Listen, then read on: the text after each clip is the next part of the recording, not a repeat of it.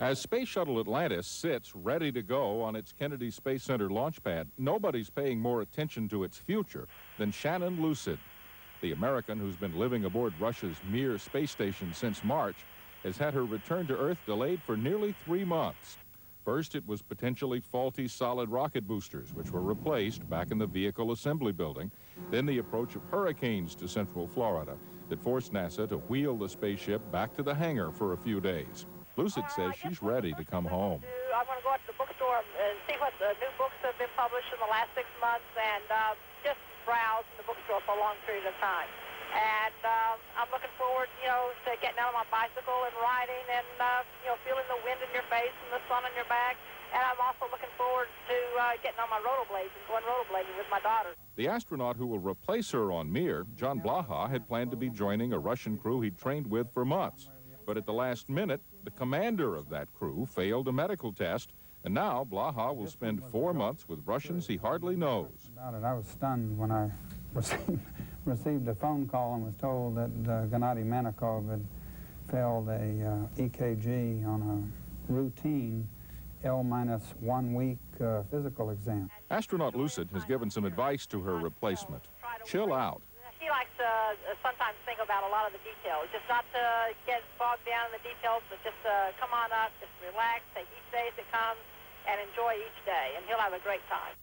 The shuttle will dock with Mir 3 days after it launches. The crew will transfer 4,600 pounds of equipment and supplies to Mir, which is having trouble with its oxygen-making machine and another system that makes water. The crew says it's ready to leave if nothing goes wrong between now and launch time. John Holloman, CNN reporting. Die 53-Jährige ist seit März an Bord der russischen Raumstation Mir, seit insgesamt 188 Tagen. Dies ist der bisher längste Aufenthalt einer Frau im All. Sharon Lucid sollte eigentlich schon Anfang August zurückgeholt werden. Der Start der Atlantis hatte sich immer wieder verschoben. Mal war es die Technik, mal das Wetter. The US Space Shuttle Atlantis is fueled and ready for takeoff. Weather permitting, Atlantis will blast off from the Kennedy Space Center in Florida less than 4 hours from now. Once in orbit, the shuttle will catch up with the Russian space station Mir and bring home US astronaut Shannon Lucid.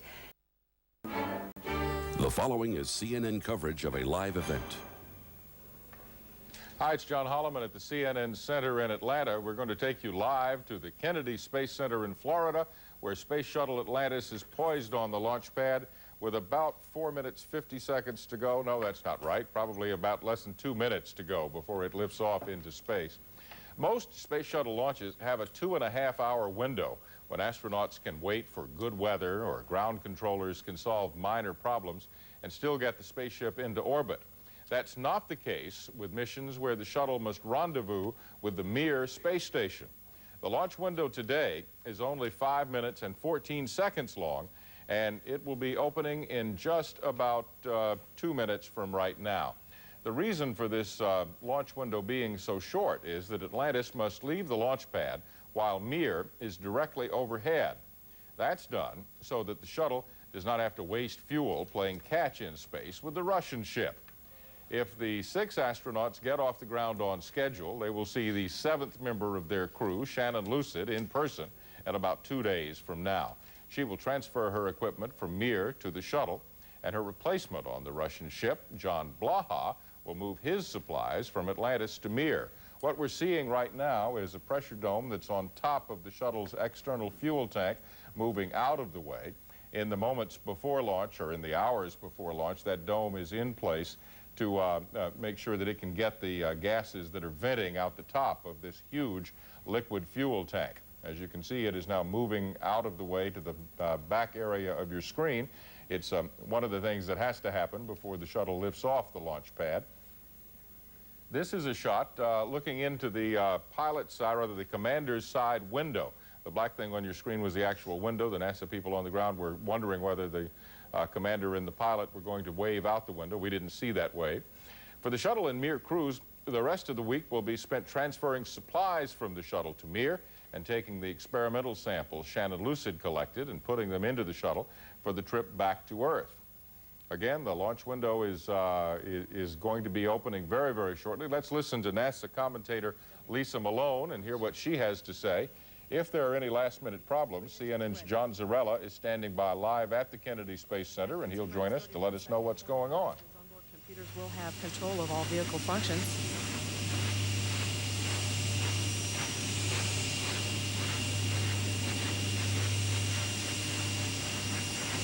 T-minus 1 minute. As we wait in the final minute of the countdown, NASA will provide us with various views of the shuttle on the launch pad. Launch Complex 39 is 4 or 5 miles away from the launch firing control room at the Kennedy Space Center. And from all we can tell right now, everything is go for this launch to proceed. In about 36 seconds, we'll all listen in together to Lisa Malone of NASA. 30 seconds. 25. T-minus 20 seconds. T-minus 15. 11, T-minus 10, 9, 8. We have a go for engine start. 5, 3, 2, 1. We have booster ignition and liftoff of Atlantis on the 4th flight to dock with the Russian space station. Houston now controlling.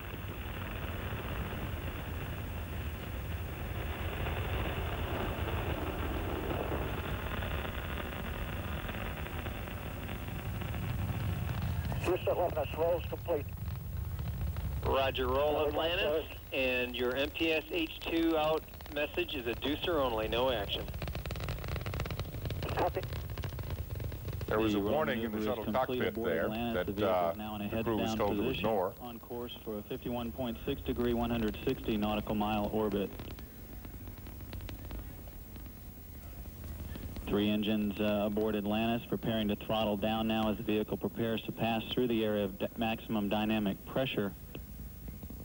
Atlantis' velocity is approaching 900 miles per hour. The vehicle's already 2.5 miles downrange from the launch site at an altitude of 6.6 miles. If you live on the east coast of the United States or the west coast of Europe and you were to look outside in the next 5 minutes, you just might see this fire from the engine streaking across the sky from south to north. Copy, go throttle up. 1 minute, 25 seconds into the flight, the 3 liquid-fueled engines are now back at full throttle. About 35 seconds away now from burnout and separation of the twin solid rocket boosters aboard the orbiter. Atlantis is 12.5 miles downrange from the launch site. Current altitude 18 miles, traveling 2,300 miles per hour.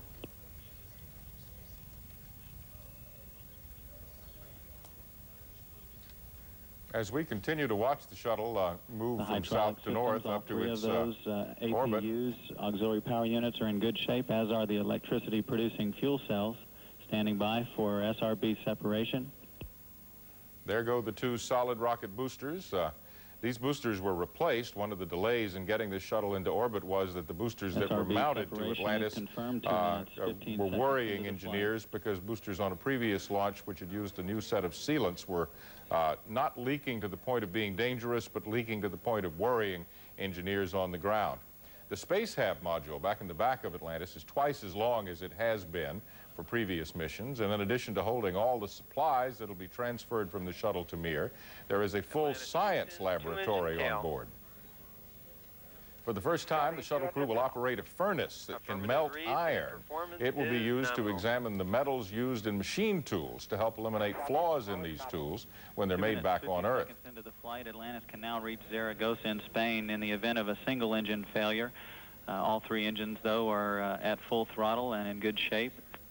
Atlantis is 71 miles downrange from the launch site at an altitude of 48 miles, now traveling 3,600 miles per hour. One of the amazing things is the acceleration that the shuttle can perform. 3,600 miles an hour from a full stop at about 2.5 minutes ago. The crew will be conducting numerous science experiments while it is in space. All 3 hydraulic systems aboard the orbiter in good shape, as are the fuel cells. But the main job will, of course, be to retrieve Shannon Lucid, a U.S. astronaut who had launched for a mission on board the Mir that was expected to take a little bit over 3 months and which is extended to more than 180 days. Now that the shuttle is safely in orbit, Shannon Lucid's time and space is pretty well determined. She will be away from the Earth for a total of 188 negative days. Return. Copy, Houston, negative return. 4 minutes, 10 seconds into the flight, Atlantis can no longer return to the Kennedy Space Center in the event of an engine failure.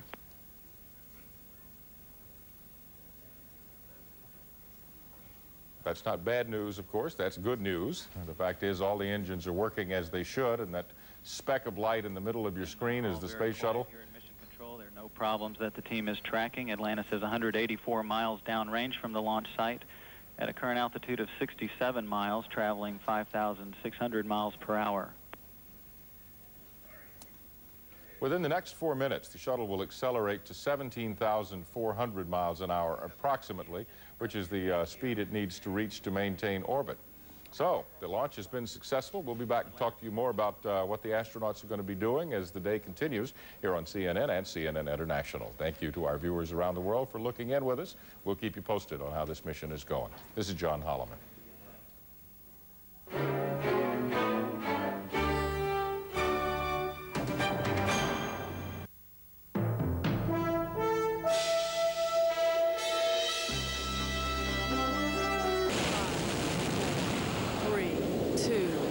1. We have booster ignition and... After a 6-week delay, the shuttle Atlantis finally lifted off Monday morning. Atlantis is now heading for a rendezvous with the Russian space station Mir. A mechanical failure shortly after liftoff is not expected to interfere with Wednesday's link-up, and that probably won't come too soon for astronaut Shannon Lucid, who's been aboard Mir for 6 months. She is to return home aboard Atlantis. Die US-Raumfähre Atlantis ist in Cape Canaveral zu ihrem 4. Rendezvous mit der russischen Weltraumstation Mir gestartet. Kurz nach dem Abheben fiel bei dem Shuttle die hydraulische Steuerung für die Landeklappen aus. Möglicherweise müsse die Mission daher verkürzt werden, teilte die amerikanische Raumfahrtbehörde NASA mit. Die Atlantis soll am Mittwoch an die Mir andocken und die amerikanische Astronautin Shannon Lucid abholen. Lucid ist seit März mit 2 russischen Kosmonauten an Bord der Mir. Atlantis lifted off before dawn Monday to conduct what amounts to an orbital cab ride. Atlantis is carrying supplies to the Russian space station Mir, where the U.S. astronaut Shannon Lucid is waiting for a lift home. CNN's John Holloman reports. After weeks and weeks of delay, Shuttle Atlantis left the Earth on time for a spectacular pre-dawn launch. 3, 2, 1. We have booster ignition and liftoff. As the shuttle plowed into space, mission managers discovered 2 problems which worry them. One involves an auxiliary power unit, one of 3 needed for a safe landing. Mission managers hope the so-called APU will work when it's needed for steering during landing. If you have an APU that's declared failed, normally that would be an MDF. But we also have a flight rule that says if we have that sort of a situation, we gather everything together and we sit down and we talk about it. Despite the flight rule that forces the shuttle to come home early with a failed power unit, mission managers want to make sure they can dock with Mir and get Shannon Lucid on board before coming back to Earth.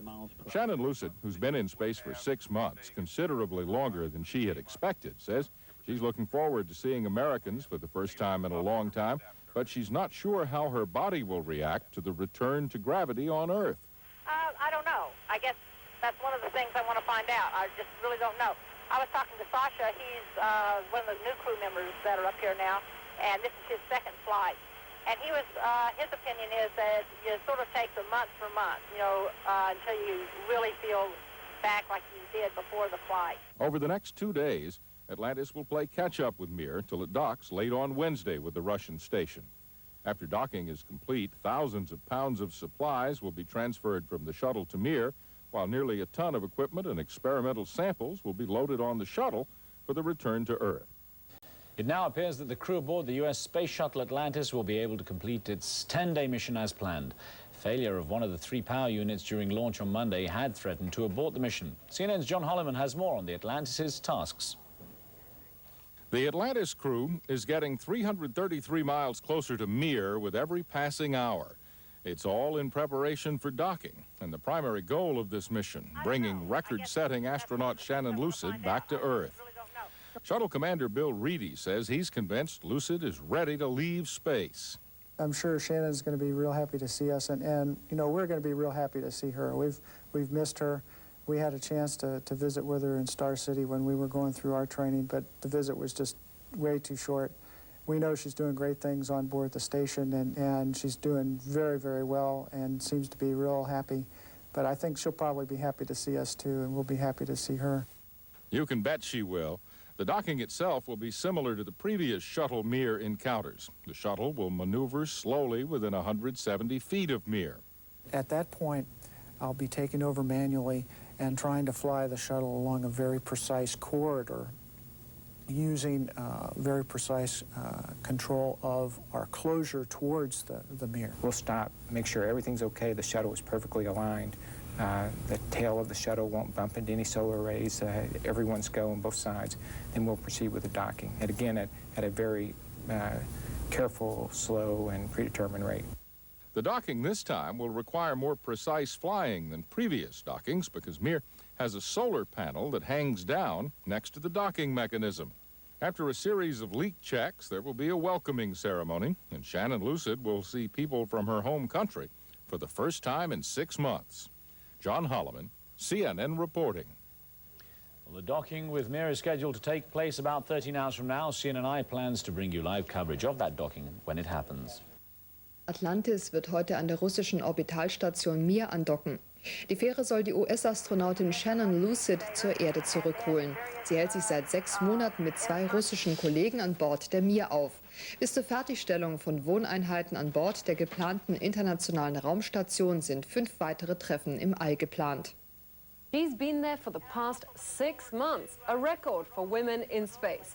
The shuttle Atlantis will be docking with Mir late Wednesday, bringing Lucid aboard and dropping off her replacement, U.S. astronaut John Blaha, as well as supplies and equipment. Atlantis brings Lucid home on September the 26th. CNN International plans live coverage of the docking about 12 hours from now at the times on your screen. This has been a record-setting mission for Shannon Lucid, into her 6th month now. What effect is that going to have on her when she lands back on terra firma? Well, and what's the first thing she wants to do? Well, she says the first thing she wants to do is go to a bookstore and browse the new books. It's hard for me to believe. She told me that last week, and I found it hard to believe. There she is from the interview we did with her last week. She's going to have a hard time going to the bookstore or anywhere else. Later tonight, I'll show you some pictures of the cosmonauts who were on Mir for about 6 months, who landed last week.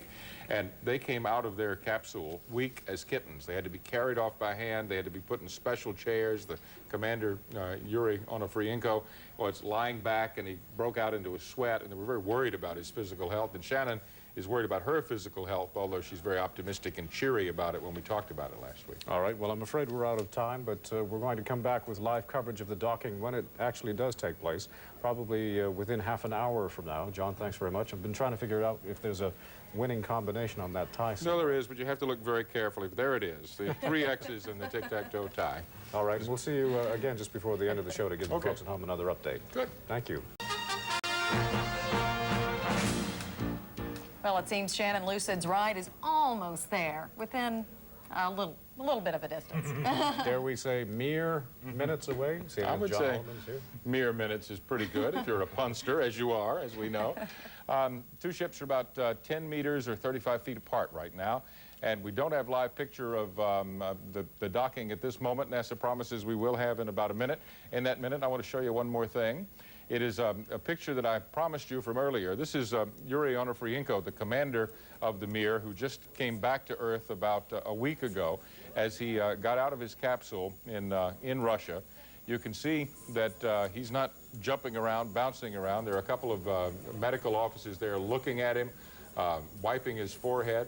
And in a minute, you'll see they'll have to literally lift him out of the capsule down onto the ground. And there are 2 other astronaut cosmonauts who are already in chairs on the ground, who we'll see in a minute. Yuri Yusachev, the flight engineer, and Claude-André Deschamps, the French astronaut who went up to stay aboard the Mir. Now, you can just see what sort of shape he's in. Obviously, a big smile on the commander's face as he comes down, but he needs a lot of help to get back down from his position there. Shannon Lucid doesn't know how she's going to react to 6 months in weightlessness, but she is concerned that it may be just like that. She may be weak as a kitten, and she told me that she anticipated it would take her 6 months to recover from the effects of being weightless. All right, John, we have to go, I'm afraid, but thank you for joining us. And when the docking happens, we will bring it to you live. And we'll see John again at midnight Eastern on Newsnight. That's all for The World Today. I'm Kathleen Kennedy. I'm Lyndon Souls. Thanks for joining us.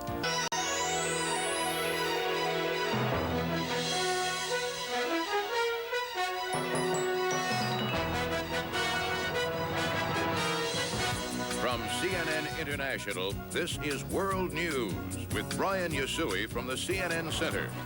Hello and welcome. Coming up on World News, U.S. astronaut Shannon Lucid prepares to say goodbye to Mir. They were a long time coming, but the astronauts on the U.S. Space Shuttle Atlantis are about to dock with the Russian space station Mir so they can bring home an American who has spent a long time above the Earth.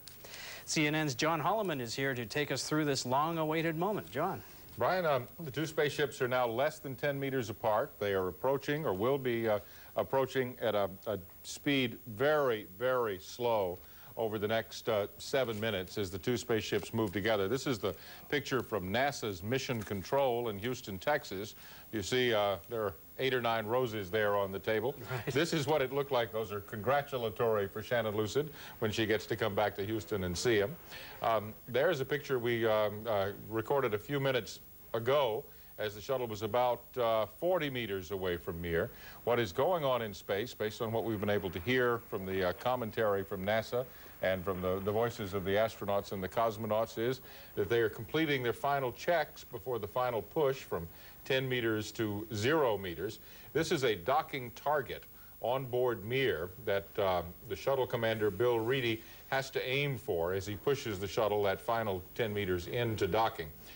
The actual target is right in the middle. You can see 3 small spheres right in the middle of the docking target, and that's what the astronauts and cosmonauts have to look at. I believe we now have live picture we can show you that will give you a different view of that. If we can see the live picture that's coming down from space right now, you'll be able to see. Nope, we're still on tape, but there's the live picture. Well, that's the docking collar, as it's called, on Mir. We're going to be joined now in our coverage by an astronaut who flew the first docking mission to Mir, Charlie Precourt, and NASA commentator Eileen Hawley. They are in Houston, and Precourt is an expert on this, having done it once. He'll be the commander of the 6th Atlantis docking mission to Mir. Let's listen to what they can tell us about what's going on right now. If not, they can fly the shuttle to make them be aligned. Precourt was saying that the two ships, if they are not precisely lined up at this moment, can be adjusted. Actually, the Mir can't be adjusted. What's going on aboard Mir is that all the steering systems on Mir have been disabled. They don't want any autopilot to move it in the last minute. They want it to be free-floating in space. And how far away are we, John, from the scheduled docking? It is scheduled to happen in 6 minutes and 23 seconds from right now, and my guess is it will happen very close to that schedule. And on previous dockings, Brian, this will be the 4th one. If the shuttle commander finds everything's going well, he'll begin his final approach to docking a little bit early. They just as soon get this over with. Yeah, it is extraordinarily tense. I am a pilot of a small airplane, and I've talked to the commanders of shuttles who fly this, and they say this is so much more tense than your first solo flight in a little airplane, because it could be so bad if anything goes wrong. And because it's being done in slow motion, it's even more difficult. We've been talking all night about this solar panel that might be in the way. If you look at the upper right-hand corner of your screen, you see that solar panel. It is perilously close to where the space shuttle is right now, and Commander Bill Reedy has to avoid hitting that with the docking port of the shuttle. The shuttle's relationship to this is upside down. The part of the shuttle that is facing this port is out in the cargo bay on what would appear to be the top side of the shuttle. So the commander is using windows in the back of the flight deck rather than the front windows to look out and see this docking ring that he has to hit. All of the crew people aboard the shuttle are looking out different windows. There's a window back in the Space Lab laboratory where one of the astronauts is standing looking up, and they're talking back and forth. What we can hear, if we can listen to the NASA feed again, the full audio, is the cosmonauts and the astronauts speaking in Russian.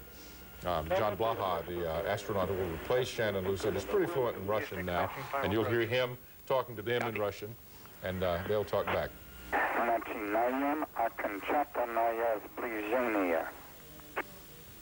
You can tell it's a southern accent, the Russian speaker. Houston, he is beginning his final approach to the Mir space station from a distance of about 30 feet, in now for the final phase of close approach operations, closing on Mir at the rate of about 7/100ths of a foot per second. That translates, Brian, to very slow, about a half inch a second. Essentially perfect. They did now, not outside of the solar panel, John, how much danger is there in this docking maneuver? Well, if you missed completely, there'd be a lot of danger. You'd damage the docking ports on both ships. It's the problem with this is not just the metal touching metal at the wrong point. It's the fact that the space shuttle has rockets that have to be fired to do this maneuver. And those rockets have, it's the exhaust gas from the rocket that makes the shuttle move. And if the solar panels are wafer thin, they are so thin that if a rocket blast hit them directly, there is a great deal of concern it would destroy the solar panel. The Mir is very solar panel intensive. Because it has been in orbit for so many years, the batteries on board, although many have been replaced, are just not as good as brand new batteries would be. And they depend on solar panels all the time to keep power flowing through this space station. So if you damage one, and this particular one is one of the newer ones, it could create a power crisis on board Mir. So I don't know if you can tell, but there is motion now. If you look at the upper right-hand corner of your screen, you can see the edge of that solar panel very slowly beginning to disappear. The picture is going to... See, we're still in nighttime. We can listen for a minute to the NASA commentary. The shuttle is being lined up ever so slowly. And shortly before contact, we should expect to see the sun rising in the view here.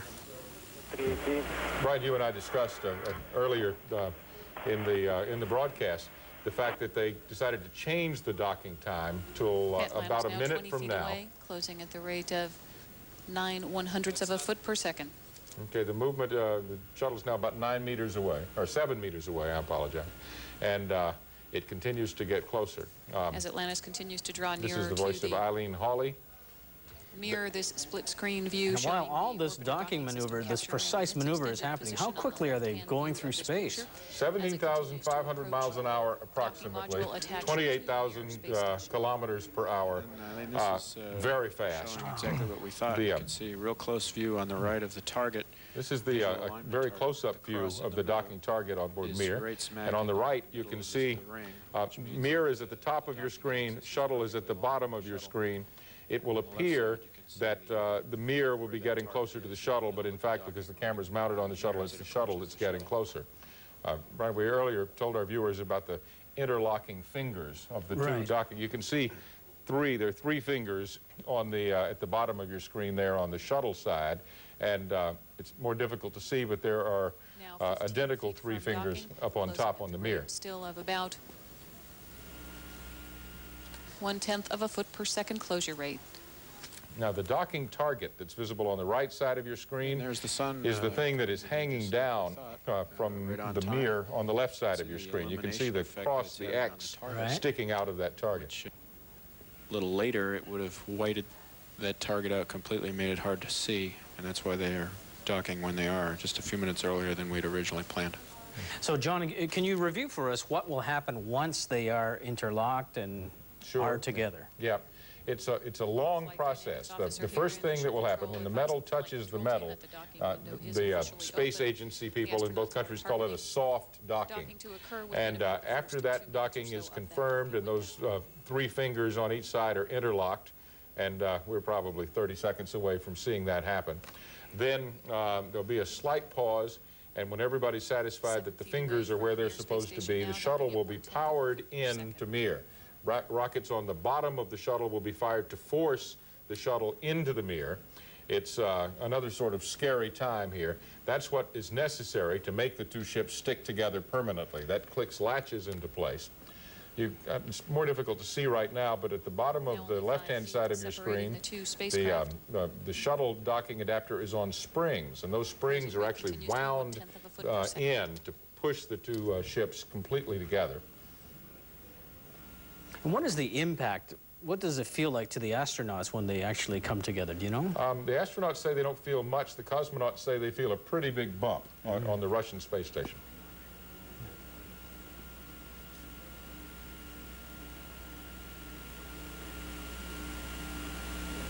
That was soft docking.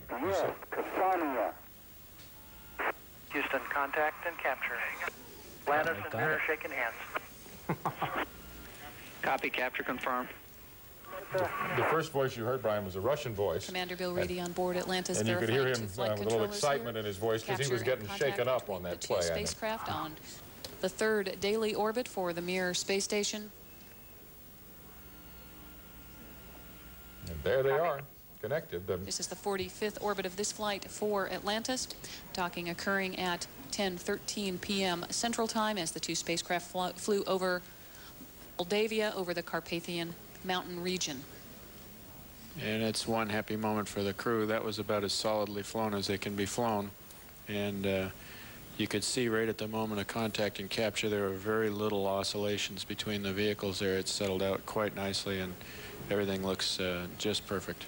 Now, Brian, you can see the tail of the shuttle right under the word live at the lower right-hand corner of your screen. All smiles here when we can see their faces, I'm sure. You can see just how close the two ships are to each other and sort of the aspect of the shuttle to Mir at this point. That solar panel you can't really see right now. It's off the screen. That's how close up a picture this is. The orange thing with the holes in it is the docking tunnel that the astronauts brought up to Mir 2 missions ago. I think we had a 10.0 on that one. Let's listen to the astronauts talk for a minute. All the judges down here agree. 10.0. They've been watching the Olympics. Scoring as commander on the performance of the docking there, Eileen, and I'd have to agree 10.0 on a scale of 10. Carl is busy now getting the mechanism geared up to retract.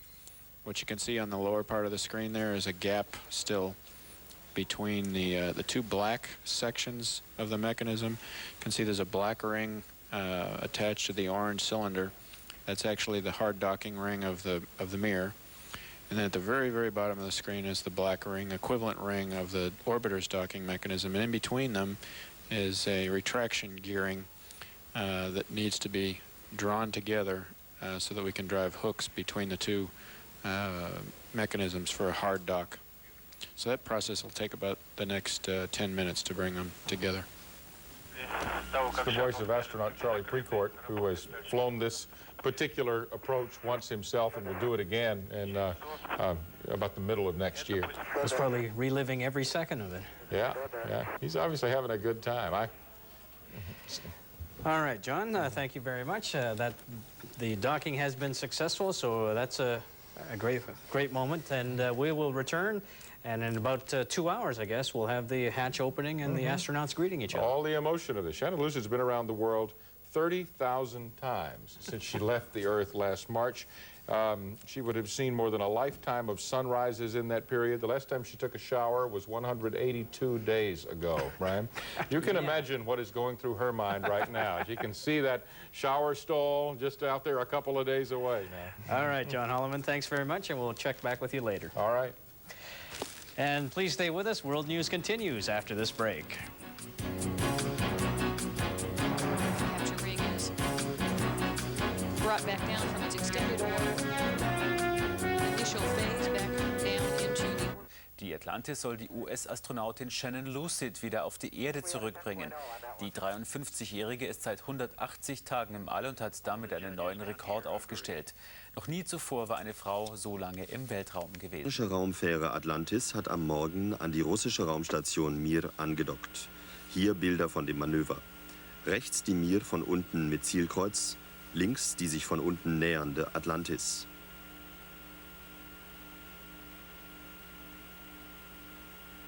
Die Raumfähre bringt fast 2 Tonnen Versorgungsgüter und Ausrüstung sowie den amerikanischen Astronauten John Blaha.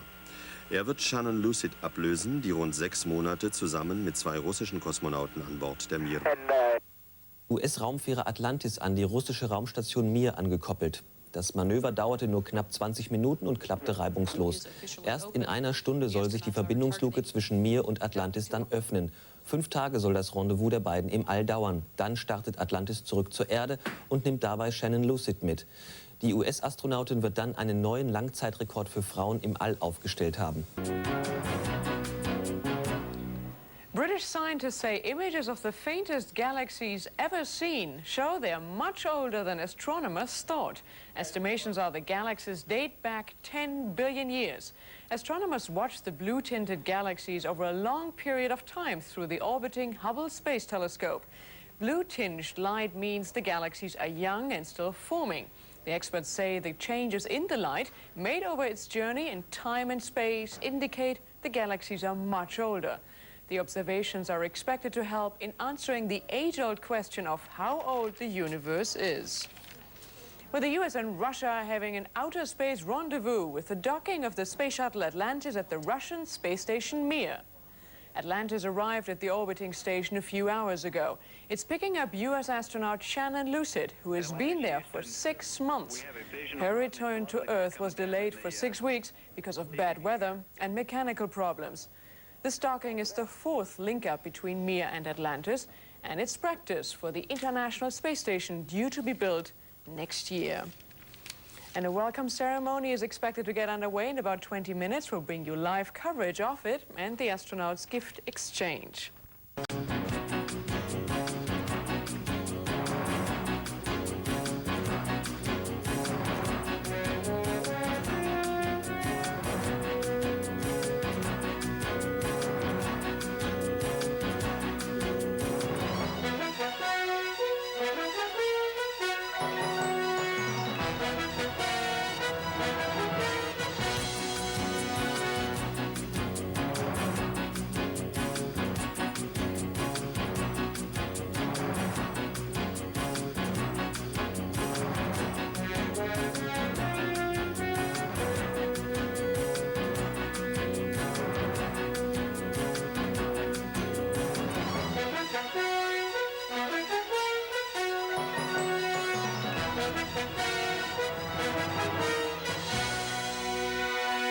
To take you live into space, where the US space shuttle Atlantis is linked up with the Russian space station Mir. And in a moment, the 2 crews will meet. And with me now is here CNN's John Holloman, once again our space expert. What will happen here in a few moments? It's going to be very interesting, Bettina. It'll be an emotional moment, probably more than a ceremonial moment, though NASA and the Russian Space Agency have planned about a 25-minute ceremony for toasting each other's crews. The airlock that separates the 2 space stations is about to open. We've got some live pictures to show you as the astronaut crew works its way down the airlock. There's the door that separates the United States Space Shuttle Atlantis from the Russian space station Mir. The man you see there is Bill Reedy. He is the commander of the shuttle. He has just had one of the best days of his life. He was able to conduct a very significant and difficult docking of the shuttle. He's knocking on the door of the airlock. And let's listen to the NASA commentators as we watch this airlock open, and just pay attention for the emotion as Americans get to take a look at Shannon Lucid, and she gets to take a look at Americans for the first time in 6 very long months. There it comes.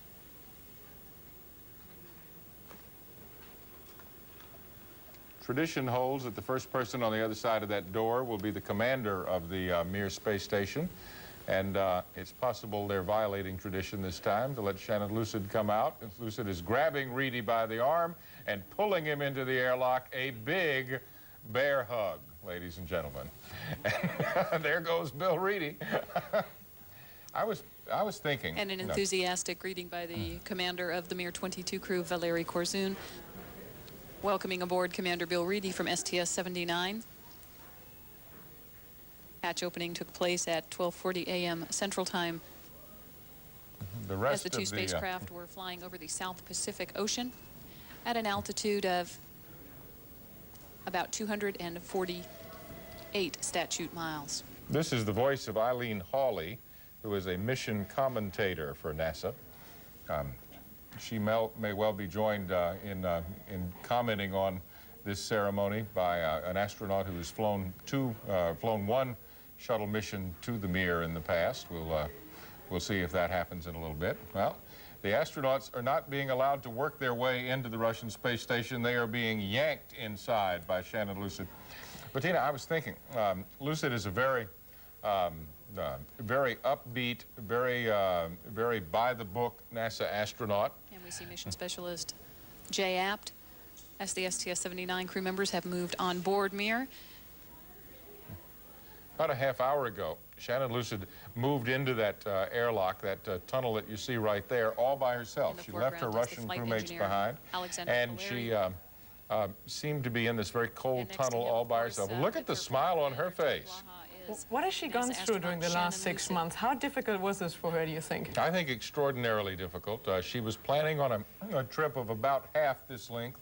A number of problems with the space shuttle solid rockets, problems. Space appetizers coming? Could be. Let's see. Each of us has to have some bread Let's and listen salt, to Bill which is Reedy. the traditional Russian greeting. Yeah, the Russians believe in bread and salt when you meet. It looks like black bread in neat little plastic wrappers to keep it fresh, as it has either been on the Mir or been on the shuttle. Shannon acting as hostess for this tour. You know, it has been since the last week in March since she has taken a shower or washed her hair. I was thinking about that in the shower this morning. How can it be to go 182 days to this point without doing that? They probably have very special little cleaning solutions. Well, they do, but it's not the same thing as standing up in the shower. The Mir has a shower, but it's been broken for a while, and but certainly Shannon Lucid's entire tour. When I go on the road, away from my family for a long period of time, I need human contact. I need to hug people. And I don't know whether the Russian cosmonauts would allow Shannon Lucid to hug them. She's probably been saving up these hugs for quite a while, is my guess. How difficult was communication among the three that were on board Mir? Shannon, you know, she and I have talked 4 or 5 times during this mission. And before she left, she said that she was very good at technical Russian. If the commander said, turn knob 43 to the left, she knew how to understand that and do that. As the Atlantis crew walked into floated into their home on board the Mir space station. That's a traditional offering when friends enter a home. And there's the next man. Yeah, who will stay. John Blaha, yeah. Obviously a very happy group of astronauts and cosmonauts renewing acquaintances on board. Now, there's going to be a formal ceremony that we'll see in a few minutes. What they always do at the beginning, you know, I've done this before, they have a picture-taking ceremony. Everybody takes pictures of everybody else. There is one microphone from the shuttle, which is, you can sort of see it floating there in the left hand of Commander Bill Reedy. And I'll attempt to shut up when he begins to talk, because the things that he says here may have some significance to our viewers around the world. The communications equipment and some other equipment will be brought into Mir from the shuttle. The air pressure on Mir, for a number of reasons, is lower than it is on the shuttle. And it is much more comfortable to live on the shuttle than it is on Mir. And one of the things that will happen here in a few minutes is you'll probably see a huge air hose be brought in from the shuttle to put fresher air onto Mir and to pump up the atmosphere a little bit on the Russian space station. And we should point out that these, of course, are not the first visitors from outer space, so to speak, that Mir is receiving in the last few months. There have been other ones before. Who came to visit? Well, let's see. Before Shannon Lucid, there was astronaut Norm Thagard, who was there for, I think, about a 3-month mission that extended to 4 months because of various problems in getting him back down to Earth. Thagard reacted to this in a much different way than Lucid has. He, at about the halfway point in the mission, began to complain loudly and vociferously about the problems he was having living on Mir. He complained about the food, he complained about the atmosphere, he complained about the fact he didn't know any Russian, or not enough Russian, he complained about the fact that he couldn't talk to the ground controllers in Moscow like the cosmonauts could, and he left the astronaut program after he came back. He's had it. Yeah, he has had it. And Shannon Lucid, on the other hand, has been mischeeriness. I mean, she has never complained. The Russian ground controllers made it a point yesterday to talk about what a wonderful guest on their spaceship she has been, because she has. Every time she and I have talked, she's always put the best spin possible on all the things that are going on. But she told me last week that in talking to a cosmonaut who was a long-duration cosmonaut on board Mir, that the physical readaptation to life on Earth was a very time-consuming process, depending on how long you'd been up. And she told me that because she had been in orbit for 6 months, it would probably take her a total of 6 months to get totally back to normal on Earth. And we didn't have time in the interview we did to get into the details of what that means, but I know that when you're in space, your bone loss is accelerated in a way that it sort of duplicates or mirrors a severe case of osteoporosis. So she's going to have to be very careful of her bones. They're going to be more fragile. The likelihood that she will have a high blood pressure problem when she re-enters gravity is fairly great. And there are things you can do on board the shuttle to help your body readapt to gravity that they don't have equivalent equipment on Mir to do. For example, there's they call it a lower body negative pressure device, which looks sort of like a duffel bag that you pull up around your waist, and the job of this thing is to remove excess fluid from your upper body, which accumulates there because there's no gravity to pull it down into your legs, and get it back down into your legs, which makes the readaptation to gravity a much easier thing to do.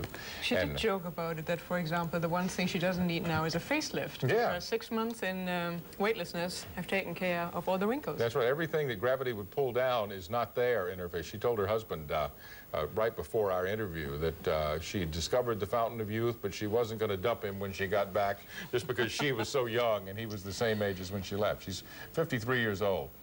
And she and I were joking about how she looked. And she realizes her face is a lot more puffy than it was before she left. But she did have some wrinkles before she left, and she doesn't have them now because of all the fluid in her face. We'll see how she looks after she gets back in a little while. And do the cosmonauts and the astronauts exercise while they are on Mir? Do they have like weightlifting systems, bicycles, something like that? Yeah, it's not the same system that they have on the shuttle because Mir is 10 years old, and it's difficult to get big pieces of equipment to Mir once it's Atlantis, launched. Houston, Atlantis, Mir, Houston. When you're ready, we can set up the VIP call, and we'd like to do that on Air to Ground 2. A VIP call. Wonder who that might be. We'll find out whether it's the leader of Russia or the leader of the United States or maybe someone else. We'll just try. It could be the head of NASA and the Russian Space Agency. But someone that they consider important. We'll see. Does Shannon Lucid have some good advice for the man who will succeed her here? Yeah, she told him in a private conversation that I found out about but could not get her to share with me in our interview that the last thing he should do before he left the Earth. Atlantis, we'll be setting the BIPSMO up then for Air to Ground 2. Do you want Air to Ground just talking about communication setup up there. I don't think our viewers need to hear that. That she told John Blaha to go outside, put his head down in the grass and smell it, to feel the wind on his face, to go to a tree, to get all the physical sensations from planet Earth that he could get, because he wasn't going to have access to any of that in space. And I imagine that's the best possible advice. The Mir is about the same dimension as a Winnebago, you know, a motor home that you could drive around in somewhere in the world. It's the usable space there for living is you know, maybe 10, 20 meters by less than 10 meters. So it's not a very big space. And one of the things she told me the other day was the first thing she wanted to do when she got home. Actually, she said, the first thing I want to do is go to a bookstore. I haven't seen what the new books are in the past 6 months. That sounded kind of strange to me. But then she said, I want to get on my bicycle. I want to go for a ride and feel the wind in my hair and the sun on my back. And you think about it, she has not been able to feel a breeze for the past 6 months. She has not been able to feel the sun beating on her skin because they have to have protection from that aboard Mir. They have some pretty exotic equipment that they're passing back and forth there. Doesn't really look like welcoming gifts, does it? No, it doesn't. The STS-79 and looks like a Mir spotlight 22 there. crews have. Now, one thing that I think I heard her say was she told her colleague who's coming aboard Mir now to loosen up.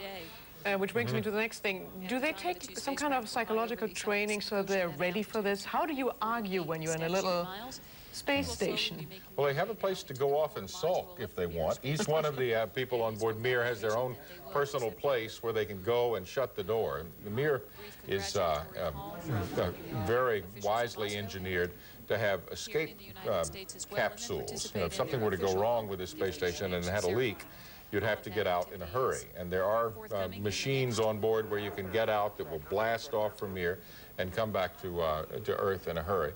And she's been sleeping in one of those at night to give her a little privacy. And so if she were really having trouble, she could do that. You know, CNN International has been beamed up to Shannon Lucid on at the beginning of her trip on a regular basis. She sort of complained to me a little bit that she wasn't getting it as much toward the end of the mission, and so she was having a hard time keeping up with the news. Before we did our interview last week, I just told her what was going on in Iraq and Bosnia, and she seemed very appreciative to find out what was going on that CNN International viewers have regular access to that she really didn't have regular access to. But she gets to talk to her family on television. Russians have a two-way TV hookup, which the space shuttle does not have yet. So she could see her family on a TV picture in the Mir while she was talking to them. And she has told me over the past 3 months that everything seems to be going pretty well with her family. She and her daughter have a couple of private jokes that they are continuing during this mission. But not about the colleagues? No, I don't, you know, I don't think so. Now here's looks like that might be the air hose that I was telling you about, that orange pipe. The last time the shuttle put such a hose on Mir, it was larger than that. That could also be a water hose. The shuttle makes as a byproduct of electricity production very pure water. And the Mir obviously needs a lot of water because you can't drill a well up there in space and get it. It has to come from somewhere else. Looks like one of the astronauts had his shoulder in front of the camera. Now, John Blair commented about that the people that he will be working with, he has met some of them in the past, but there has been some readjustment in the crew that he will be working with, in the Russian crew. What is that? It was a shock to him. Blaha trained for 2 years with one group of Russian cosmonauts. Got to know them very well. Everybody been to everybody else's home. They developed a very good personal relationship. And then about 2 weeks ago, when the crew of Blaha's friends were scheduled to go up, one of them failed his physical exam. His electrocardiogram test came back bad, so he couldn't go. And 2 people who Blaha had met, but one, the only meeting that he had with this, the flight engineer who's up there now, was in a hot tub in Baikonur, the Russian, astronaut or cosmonaut center. And it wasn't much of a way to get to know somebody you're going to spend 4 months of your life with. And the commander he knew a little bit better, but not very well either. And he said it was a shock to him, just a physical shock to find out that his 2 really good buddies were not going to be there with him. The Russians have a rule that if one of the cosmonauts on a team gets sick, the whole team has to stay behind, and another team that has worked together with each other will make the journey to Mir instead. And let's see what Eileen Hawley is saying now in her commentary. The Mir core module, following last night's successful docking between the 2 spacecraft. As they do that, they're taking care of some basic housekeeping chores, beginning to run an air duct between the 2 spacecraft from Atlantis onto the Mir spacecraft. And also pointing out to flight controllers on the ground that the black surface of one of the crosses that they use as a targeting aid during docking has become a bit delaminated, and flight controllers here on the ground will look at their options for an in-flight fix for that target cross. Again, the astronauts and cosmonauts making their way into the core module, where they will have their official welcoming ceremony following the 10:13 p.m. Central Time docking last night. Hatch opening again was just about 16 minutes ago at 12:40 a.m. Central Time today.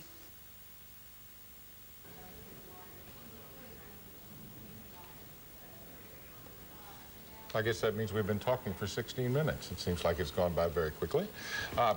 You can see the astronauts are still very business-oriented. I mean, they've gotten over their initial hugs, and let's get to see Shannon. They're already showing controllers on the ground things that went wrong in the docking, which we had no way of knowing. One of the docking targets that Bill Reedy had to aim on didn't have the white stuff on it like it was supposed to. Delaminated, I think, means the white stuff came off and the black stuff behind was showing, which meant it was not a very good target.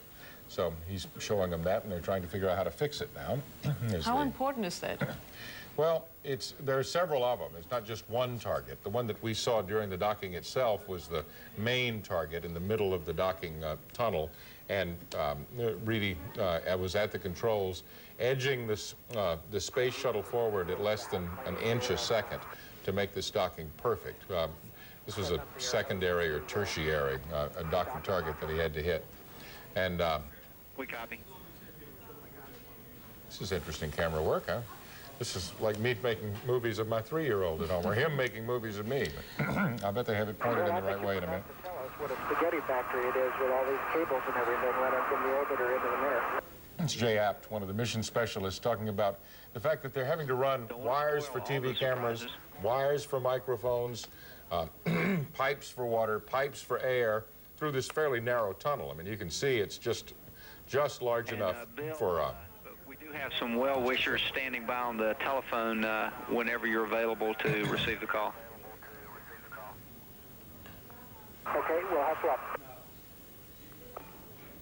I think they're going to get the VIP phone call now.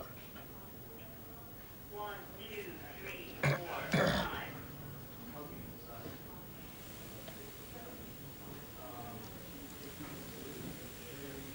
Nope, the astronauts are going to work a few more minutes, yeah. How important is this event, what we are watching right now, if you look at the whole space program and how the US and Russia are working together? The best thing about this, excuse me, for the United States is that they have proved that they can keep an American citizen alive in weightlessness on an orbiting space station for 6 months. They didn't know that. The way NASA does its program is they gradually increase what they do. Taggart was supposed to be up for 3 months, Lucid for about 4, and now Blaha for a little bit more than 4. And what has happened is they've taken a giant step in duration. Lucid has become the American with more time in space than anybody else. I wonder what that is. It looks like an autographed panel from previous astronauts or others. Down at the Kennedy Space Center, we have a CNN office, and there's a big poster on the wall, and every time one of us goes down to cover a shuttle launch from there, we sign the poster yet again, and it's probably the same tradition. But what it does is it proves that Americans can live in weightlessness. And, you know, you assume Americans and Russians and French people are all alike physically in their makeup, but you don't know for sure until you try it. And what this means is that when the International Space Station goes up, the first piece of it goes up a little bit over a year from now, that Americans are going to be qualified because they have done it on Mir to live aboard that space station. It's a wonderful thing that the Russians did for the Americans to allow the Americans to use their space station. The Americans pumped a little money into the Russian economy, which is good for the Russian economy in exchange for this. Paused briefly on a patch. How much will the space station cost? It depends on who you ask. The figures are 17 billion, 31 billion, 56 billion. NASA has made its cost go down and down and down for the United States because the United States Congress wouldn't support it if the U.S. cost was not cut significantly. So the Europeans have chipped in one of the main modules. The Japanese have chipped in one of the main modules. So it's not just an American program. The Americans determined, I guess 4 years ago, they could not do it financially by themselves. They had to get the rest of the world to go, or it couldn't be done. And the Russians are in on this. They have equipment for a space station that has been used on Mir, that can certainly be used on the International Space Station. The questions come in congressional hearings in the United States. Why don't you just hook more pieces onto Mir? It's already up there. Wouldn't that be a better way to do it? And technically, it's very difficult to do that because the Mir was not designed to have as many things hooked onto it as it has already. And So it's probably easier and maybe even more economical to start over than to do what some critics of building something brand new in Congress in the United States have wanted to do. What kind of effect did the end of the Soviet Union have on space stations and on the Russian space program? It made it more possible for the United States to cooperate. The United States, just because of all the years of Cold War animosity, found it very difficult to say, we're going to be friends with the Russians. People told me over and over again, U.S. officials, senior U.S. officials, we can't trust the Russians, or we can't trust the Soviets. Apparently, it's easier to trust the Russians than the Soviets. And, you know, the communism, capitalism argument comes into play there. But things are certainly going well now, and even though this particular project was started before the fall of the Soviet Union, the end of the Soviet Union, it has progressed much more rapidly since the change in Moscow. It looks like they're in the main module on board Mir, and if you figure this is the largest room on this space station, and it is, and you see how small it is, and you see how crowded it is, and you see how it does look, as one of the astronauts said, like a spaghetti factory in there, you realize if the International Space Station can be better designed to keep those wires off the floor and out of the air as they are, it's probably going to be a much more pleasant place to live for long periods of time. What are the people on the space station doing every day? What did Shannon Lucid do for months on end? A lot of medical experiments. The cosmonauts work a 5-day week. They get the weekends off. They work basically an 8-hour day, unlike the astronauts who are working an 18-hour day or a 16-hour day. The difference being the astronauts have to come home in 10 days. The cosmonauts get to stay as long as they want, basically, so they don't have to work round the clock. And the exhaustion would just finally, you know, make them sick, physically tired. So during the 8 hours, she was doing medical tests on herself, on the cosmonauts, to test for things like bone loss, to test for changes in blood chemistry. She's a biochemist by trade, and could do chemical tests on bodily fluids that better than most people, and just sort of find out what was going on to herself and what was going on to the cosmonauts as they were in space. She told me she spent a lot of her free time looking out the window, as everybody does. We were talking about what you could see from the space station last week, and she said, I told her about the fighting in Iraq, and I said, could you see those rockets launch and things like that? And she said, no, but you can see very large airplanes. You can see a 747 take off. You can see a very large ship. I think I translated that aircraft carrier. So, and when jets are flying over and it's clear day, you can see the contrails from the jets, even if they're not the very largest airplanes. So anyway, the astronauts are now waiting for a VIP phone call from somebody, and we'll take a break. And we'll back in a moment.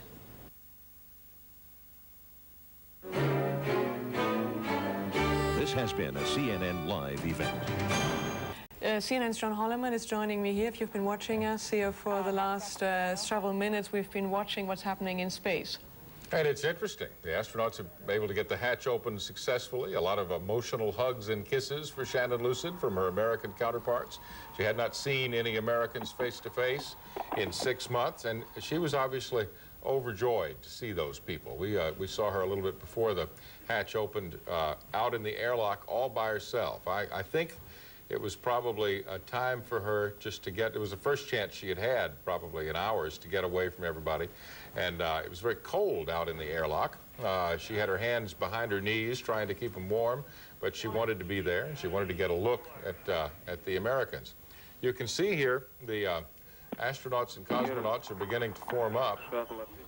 There's the total crew is 9 people, and Shannon Lucid, who has been a mere cosmonaut, will become a shuttle astronaut in a matter of minutes, if it hasn't happened already. The official way this happens is her survival kit and her sleeping bag or sleeping couch gets moved into the shuttle, and that same equipment for John Blaha, who you see there to the left of Lucid on your screen, moves his survival equipment and his sleeping chair into Mir, so that in case anything bad happened, they can get off right away.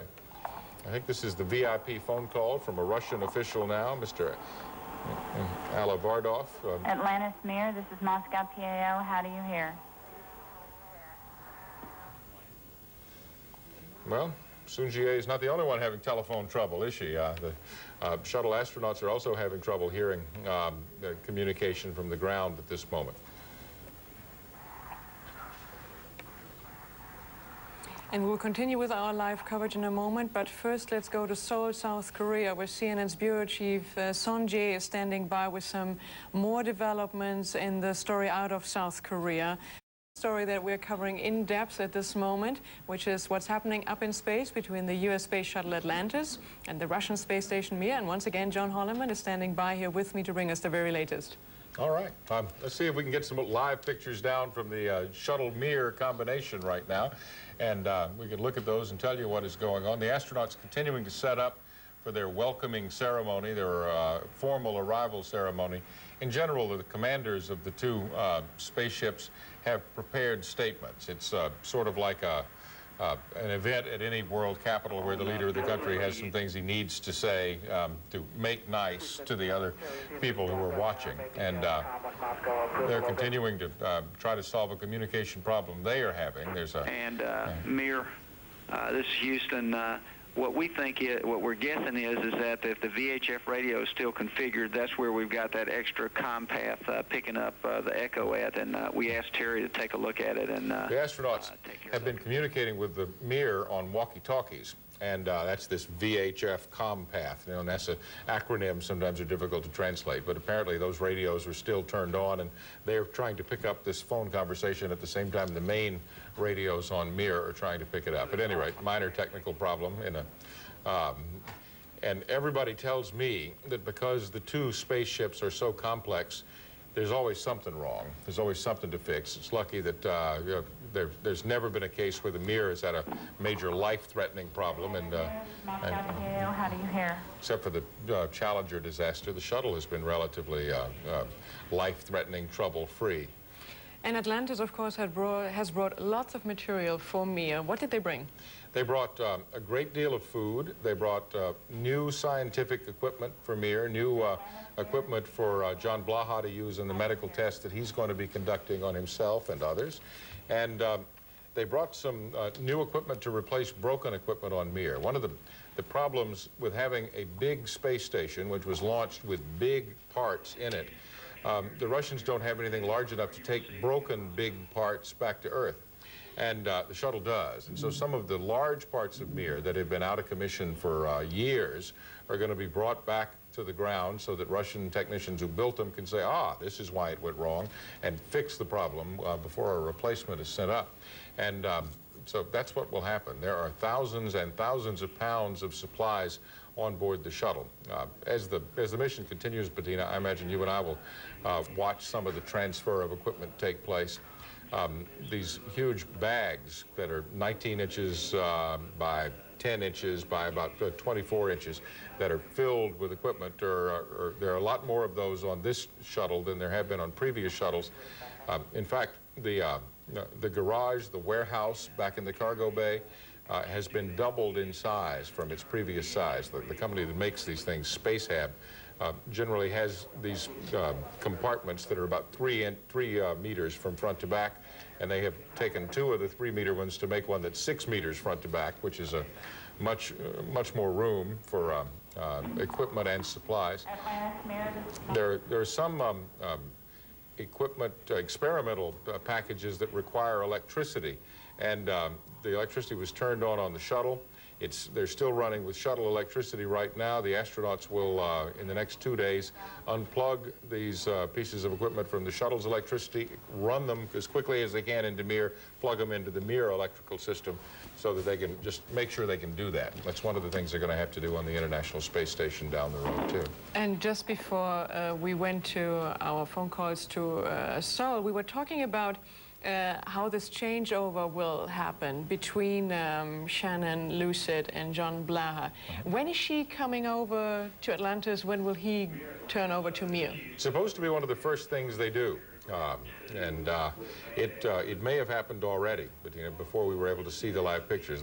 After the hatch was opened, the thing that needed to happen right away was it's a sleeping pad that is formed to Lucid's body and formed to Blaha's body. Blaha's had to be moved to Mir, Lucid's had to be moved to the shuttle. I didn't see it happen. We were having a lot of other things go on. If it's happened, then the official transition has been made. If not, it'll be made right after this ceremony. Because Shannon Lucid, I could see it in her eyes, and I think in her body language, wants to be a shuttle astronaut rather than a mere cosmonaut. Pretty bad right now. But she nevertheless will stay for a few more days, linked up together in Mir, and of course several more days after that in space. When's she coming back? Next Monday, I think, is the landing date as things are scheduled right now. It could change a little bit if weather prohibits the landing on time, or, there was a problem with the shuttle as it left the Earth to get into space that under normal conditions would have brought the shuttle home immediately. They would have still picked up Shannon Lucid because that's been the #1 priority of NASA managers for the past month. But maybe a lot of the supplies would not have gotten transferred. As it is, they decided we'll go ahead and keep the shuttle in orbit as long as is necessary to do everything we had planned initially to do. It continues to appear that the astronauts and cosmonauts are getting together. You and I, Bettina, have seen this before. Our viewers have seen it before. You look at this group of people, and about half of them are upside down. And something you can do in weightlessness that you can't do in our TV studio and in our viewers' homes around the world. They're working on camera angles and lighting now to have this formal arrival ceremony. It appears maybe they've given up on their VIP phone call. Right now, until we get this sorted out, that's probably the best. Well, thank you, John, for all your insights here and being with us once again. We will do more live coverage a little later, but we'll leave it at this here for the moment. We'll take a short break now and we're back with more in a moment. Mir und dem Raumschiff Atlantis. Ein Rendezvous, das die amerikanische Astronautin Shannon Lucid mit Ungeduld erwartete. Mit ihren russischen Kollegen verbrachte sie insgesamt 188 Tage an Bord der Raumstation. Damit hat sie den Rekord des bisher längsten Aufenthaltes amerikanischer Astronauten im Weltraum aufgestellt. Ohne Probleme hat die amerikanische Raumfähre Atlantis an der russischen Raumstation Mir angekoppelt. Sie brachte einen amerikanischen Astronauten mit, der 4 Monate auf der Mir bleiben soll. Die Amerikanerin Shannon Lucid wird mit dem Shuttle zur Erde zurückkehren. Nachdem der Start von Atlantis zweimal verschoben worden war, hat die 53-Jährige mit über 6 Monaten im All unfreiwillig einen neuen Rekord aufgestellt. Keine Frau und kein amerikanischer Astronaut war bislang länger im Weltraum. Verspätung hat die US-Raumfähre Atlantis an die russische Raumstation Mir angedockt. Anschließend stiegen die Astronauten in die Raumstation um, die in rund 380 Kilometern Höhe durchs All schwebt. Die Atlantis brachte einen Ersatzmann für die Astronautin Shannon Lucid. Die 53-jährige Amerikanerin ist seit mehr als 6 Monaten im All, länger als jede Frau vor ihr. Technische Probleme und schlechtes Wetter hatten eine frühere Rückholung bisher verzögert. Even though her ride home was 6 weeks late. The US astronaut greeted her drivers with enthusiastic hugs. Lucid's been on Russia's Mir space station since March. Her stint was supposed to end in July, but weather and technical problems held up the shuttle mission to bring her home. Lucid's not on her way just yet, though. The shuttle and Mir will be docked until Monday, with touchdown on Earth scheduled Thursday. US astronaut John Blaha will take Lucid's place on Mir. In 380 Kilometern Höhe hat die US-Raumfähre Atlantis an die russische Weltraumstation Mir angedockt. Es ist die 4. russisch-amerikanische Begegnung im All. Die Astronautin Shannon Lucid wird mit der Atlantis wieder zur Erde zurückkehren. Insgesamt war die 53-Jährige dann 188 Tage im All, so lange wie keine Frau zuvor. Record-breaking 6 months aboard the Russian space station Mir. She's moved to a new home next door aboard the US space shuttle Atlantis. The craft is supposed to split from Mir on Monday and, if all goes well, touchdown on Thursday.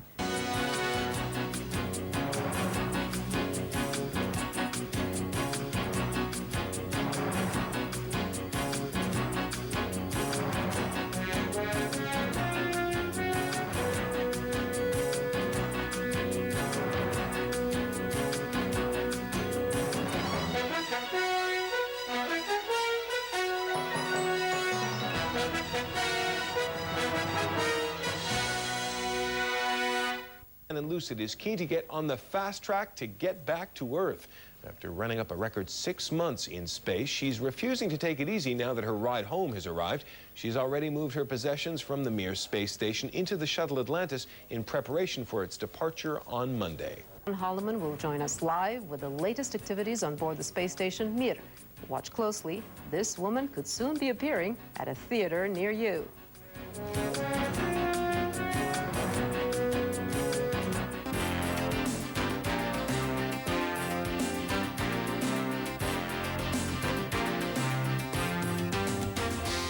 Joining us now is CNN's John Holloman, who's got the latest on a mechanical problem on board the space shuttle Atlantis, as well as the future film career of record-breaking astronaut Shannon Lucid. Right, John. you are, Relitza. NASA just, actually the astronauts, just sent us some new pictures from space.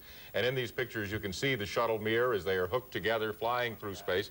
This is the area where the two ships are docked, actually, and that's the module where John Blaha is setting up shop now to replace Shannon Lucid aboard the Russian space station. Things are going pretty well as far as that part of the trip is concerned, but NASA managers are getting a little bit more concerned about what's going to happen on landing day, which is 5 days from now.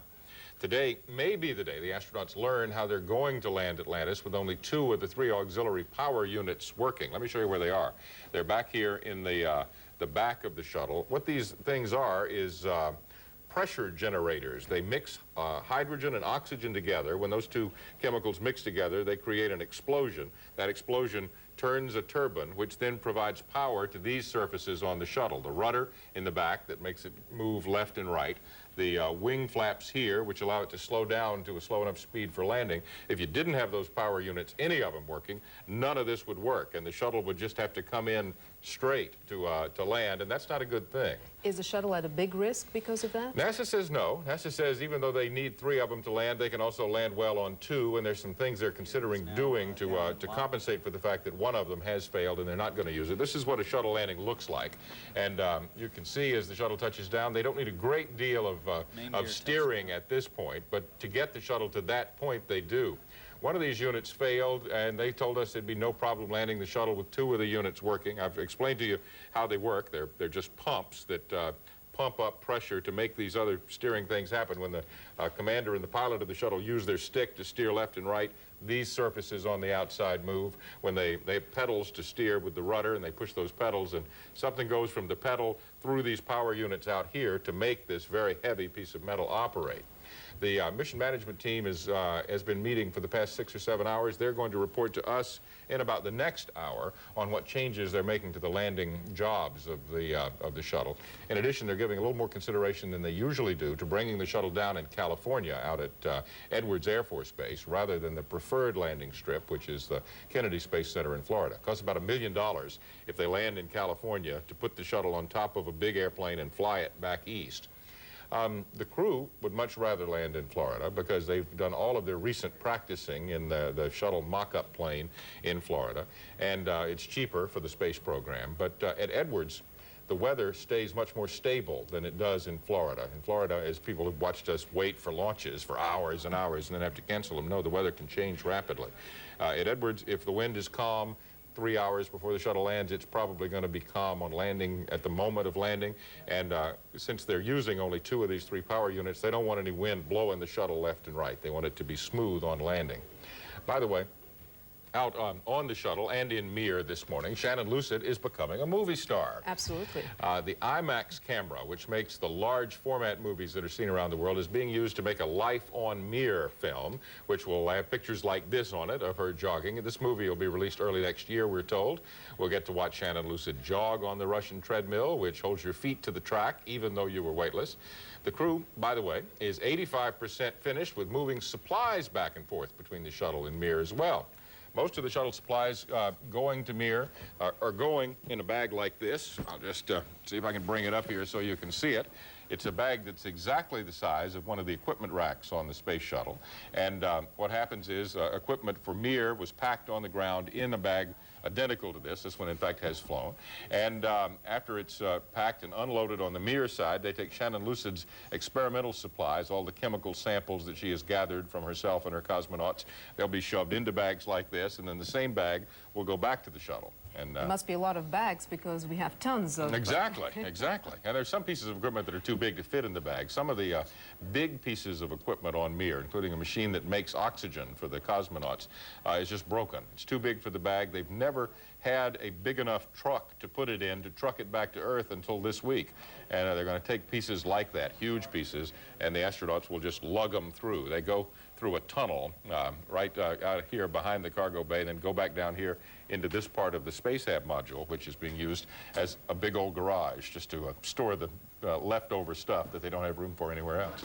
So, pretty interesting day today. We'll have some more news in an hour or two about whether they're going to consider seriously landing in California because of the power unit problem. I'll let you know. John, thank you very much. Very interesting. Oh, one more thing we got to talk about. We're going to interview the astronauts tomorrow morning, 1100 GMT, and we'll talk to all of them, as many of them as we can get on in the amount of time we have. And now that I've said that, I'll go away. Thanks for making us feel like we're on board the shuttle. John Holloman. American astronauts and 2 Russian cosmonauts are preparing to say goodbye to each other. The U.S. Space Shuttle Atlantis is now docked with the Russian space station Mir, where American astronaut Shannon Lucid has been living for the past 6 months. They'll be separating on Monday. We get more on Shannon Lucid and plans for the shuttle's return to Earth from CNN's John Holloman. Shannon Lucid continues her workout on Mir and will stay in shape on the Russian space station until the shuttle undocks and pulls away on Monday. While we're doing the docked mission, she is following the Russian protocol. That's basically an hour, hour and a half of treadmill-type ops a day. Once we undock, she'll go to the American protocol, if you want to call it that, of 1 hour a day on the ergometer. While Lucid prepares to move from the treadmill to the bicycle, her crewmates have almost finished moving supplies back and forth between the 2 ships. They've got about 15% of the transfer job to finish. They'll get it done by early Sunday. NASA managers hope the Atlantis landing looks like this one. But because one of the 3 auxiliary power units used to steer the shuttle through its final approach and landing has failed, managers are considering lots of possibilities. One, which was rejected, was to undock the shuttle a day early. Another still being considered is to land a day ahead of schedule if the weather forecast appears to be getting worse after Wednesday. Because Shannon Lucid has spent more time in space than any other American, eclipsing the record of her predecessor on Mir, Norm Thagard, there would be teams of doctors standing by at both the Kennedy Space Center primary landing site and the backup at Edwards Air Force Base in California. The only real difference, the doc said, between the thing that we were doing with her and we did with Norm was that they are planning to stay at that site overnight to continue on with the protocols there. And when she gets back, they have a plan to bring her up to speed. Bringing astronaut Lucid up to speed may involve weeks or even months of intense training and conditioning. And yes, even more time on the treadmill. John Holloman, CNN reporting. Well, John Holloman himself will join us for a live interview with the crews aboard Atlantis and Mir in just under an hour from now.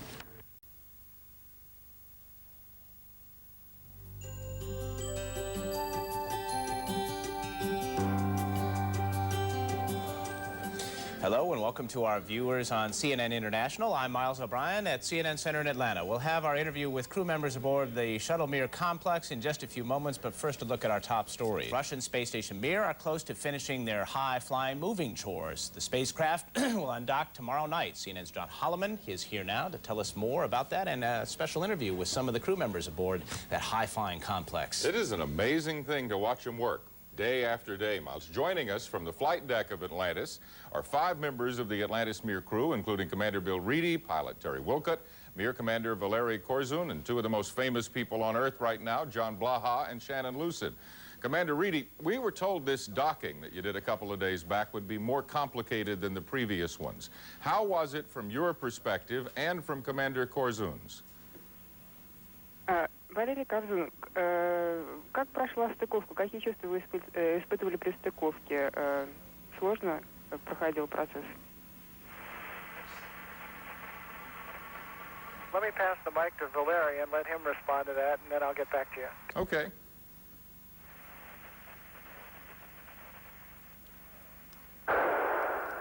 Для экипажа станции «Мир» station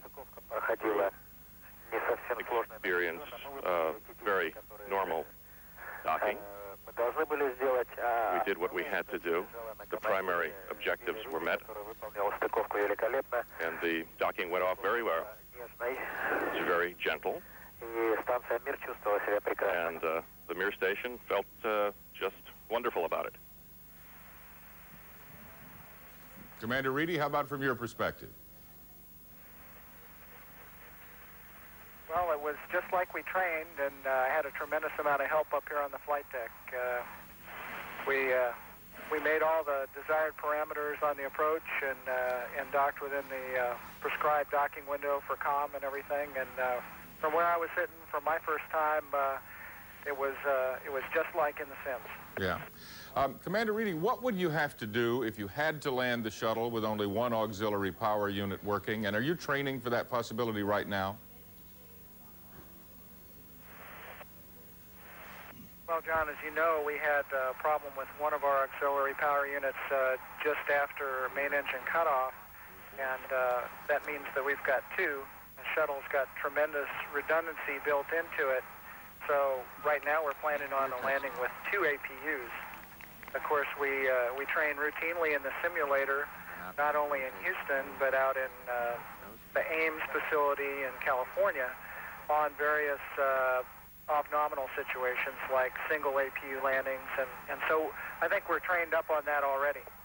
Yeah, so you don't have to do any last-minute preparations in case you're coming down and you lose another APU and you're stuck with one, is that right? No, sir, that's part of our training all along, and Terry's managing all the hydraulics and electrics and everything, and I know he'll keep us straight. All right, Terry Wilcott, you're, in addition to piloting the shuttle, you're working with many of the shuttle experiments. Give us a quick read on what's going on back in the experimental area, and how are the systems on board Atlantis and back in the Space Hab working? Well, everything's, well, as you know, all the stuff that we have back there is experimental equipment, and it's working, I guess, as well as can be expected. We've got some pretty exciting tests going on. A lot of it are risk mitigation experiments that we hope to use on space station. And I'd have to say that those are going well, but really our two payload experts are downstairs at work right now, Jay App and Carl Waltz. Yeah, we've been hearing them working. I heard there was a problem with the furnace and a problem with the Aris isolation system. Are those about as expected? I mean, I'm sure you'd like them to work very, very well. Well, John, in any experiment, if it's well designed, even if something doesn't work quite as well as you expect, you get some knowledge out of that. And again, these are risk mitigation experiments, so I'm sure we'll learn from any little thing that didn't work, and hopefully when we put these things on space station, they'll work as designed.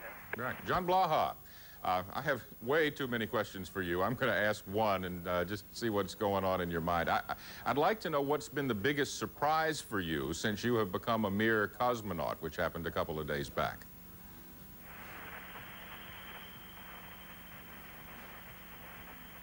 I guess the right answer to that is I'm amazed at how quickly I have adapted to the mirror. I've never been on the real mirror before. It looks very different than the simulators I trained in.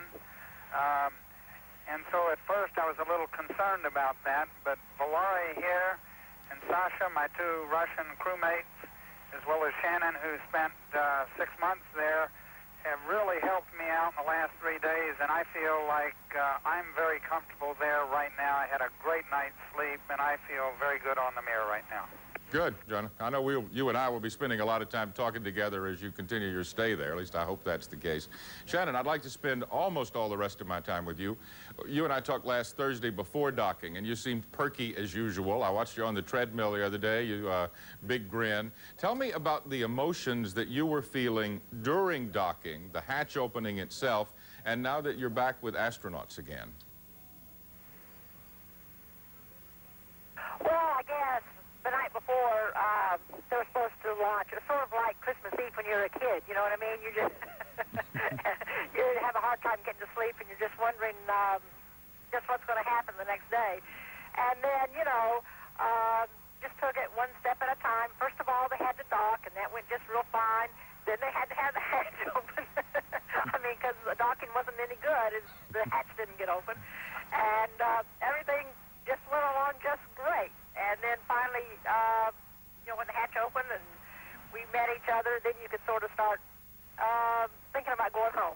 Right. Right before the hatch opened, we saw a picture of you from Atlantis in the docking tunnel, I guess it was, and you seemed to be floating with your hands behind your knees. You were almost in the fetal position, and you looked, I don't know, you looked different than you normally look when we see you on TV. What was happening, what was going through your head as you were sitting there? I assume it was cold out in the tunnel, and that's why you were trying to keep your hands warm.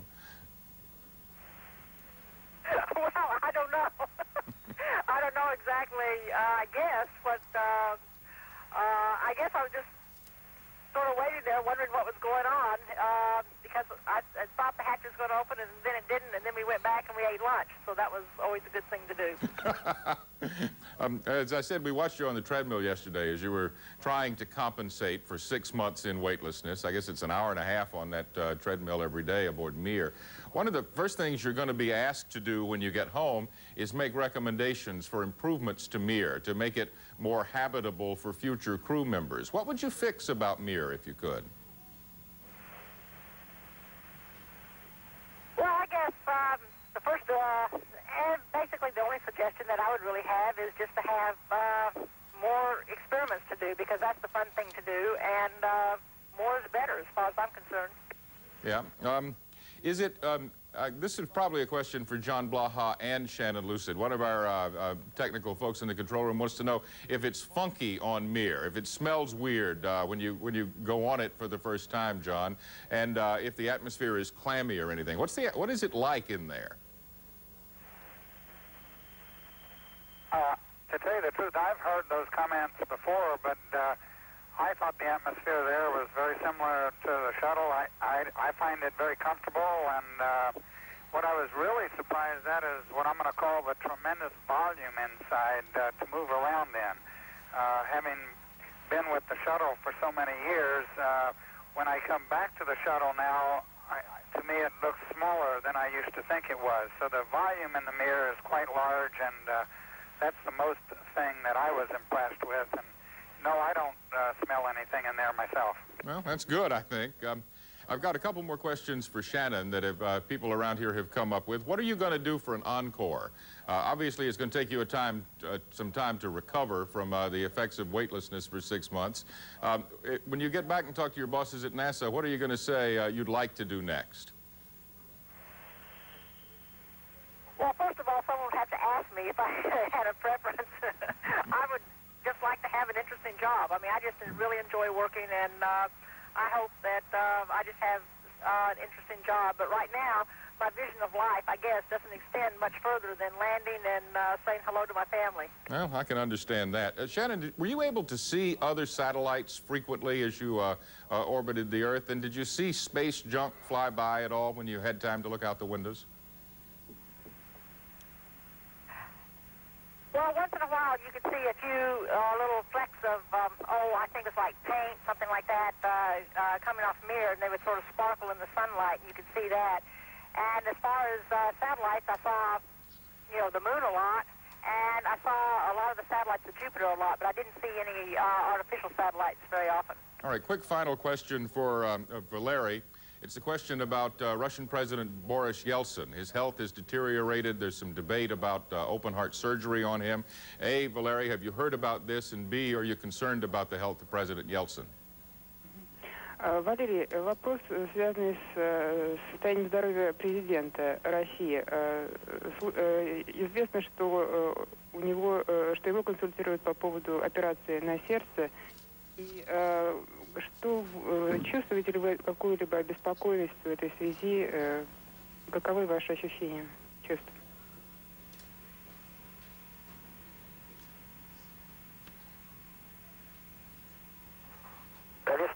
Well, of course, we are concerned about the health of the president and about any upcoming operations, but this is a strategic question, and we are primarily concerned up here with the health of the crew at this time and the performance of the crew's mission.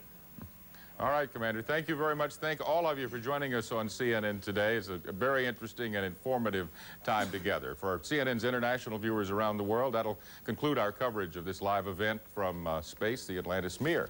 It's John Holloman, CNN reporting. This has been a CNN live event. Travelers members aboard the Atlantis Mir complex are moving 2.7 tons of food and supplies before the two craft undock on Monday. Atlantis is set to separate from Mir on Monday night and land on Thursday. CNN's John Holloman reports on the final part of Lucid's trip to the final frontier. Shannon Lucid and her shuttle colleagues are ready to come home. The 53-year-old biochemist took time out of her final day attached to Russia's Mir space station to talk with CNN about the emotions of finally getting back. She says she had a moment of excitement the night before the shuttle came to pick her up.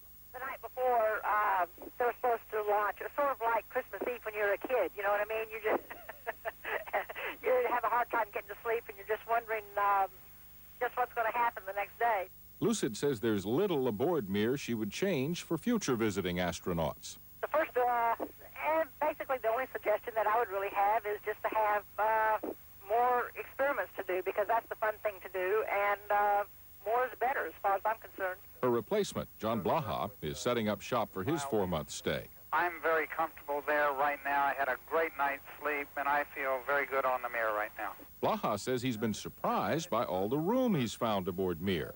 When I come back to the shuttle now, to me it looks smaller than I used to think it was. So the volume in the Mir is quite large, and that's the most thing that I was impressed with. I asked Shannon Lucid what she plans for an encore after setting the U.S. space endurance record. I would just like to have an interesting job. I mean, I just really enjoy working, and I hope that I just have an interesting job. But right now, my vision of life, I guess, doesn't extend much further than landing and saying hello to my family. After the two ships undock Monday, the shuttle will fly in a circle around Mir. NASA promises great pictures from 400 feet away. John Holloman, CNN reporting. In the hours to come, the shuttle Atlantis is to undock from the Russian space station Mir. The shuttle, carrying space veteran Shannon Lucid, is to return to Earth on Thursday. The longest stay for an American, astronaut Shannon Lucid is ready to come home. Lucid said her goodbyes Monday to the cosmonauts aboard the Russian Mir space station, where she's lived for the past 6 months. The 53-year-old biochemist will return to Earth aboard the space shuttle Atlantis, which has been linked with Mir for the past 5 days. Atlantis will undock from Mir about 7 hours from now, and CNN International plans live coverage.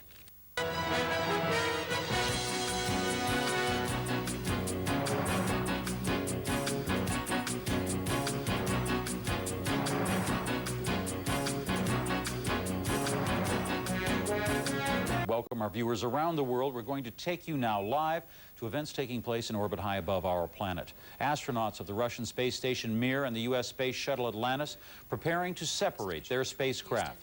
Joining us to monitor the event, give us some insight, CNN's John Holloman. John?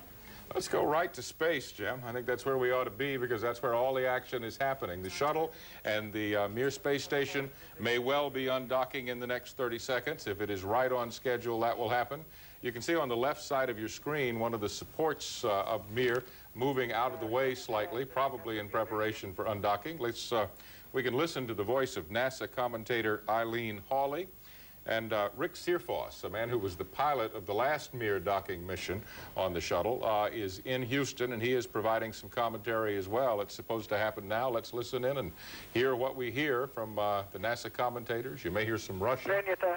That's the commander of Mir. Is it all in Russian? I mean, how's it coordinated? On Earth?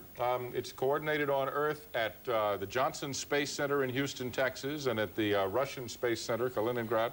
There are people there who are listening in and giving commands to the crews on both ships.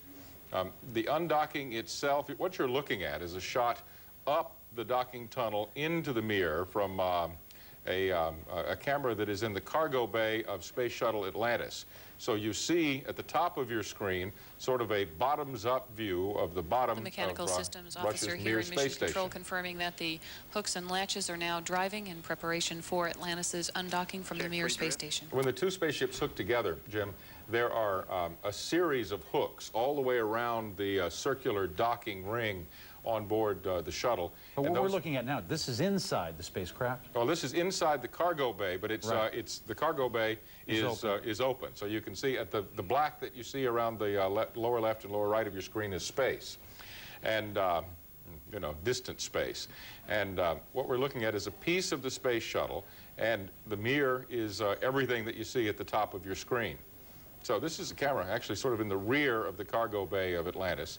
And when the undocking occurs, you will see Mir, the large white thing that goes left to right across the top of your screen, begin to move away from the rest of what you see. Now, do they use any rocket fuel? Do they depend on gravity? How do they do that? There's springs inside the docking adapter. I don't know if we have time. I don't want to miss the actual undocking, but on my model, I can show you where that is. There are springs right around in here. This is the docking port, and this is where the shuttle is connected to Mir. The TV camera that is taking this picture is either this camera in the back of the shuttle or this camera, and those cameras are pointed now this way, and the Mir itself is up here. So the camera is sort of near here, shooting up at Mir.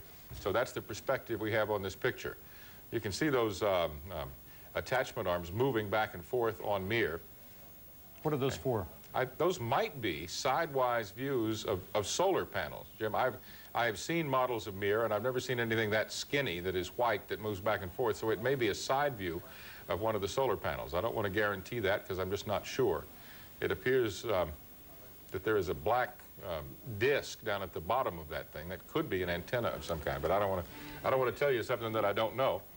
At any rate, we should be seeing the undocking, and at first, those springs will slowly, very slowly. Houston, we have physical separation. All right.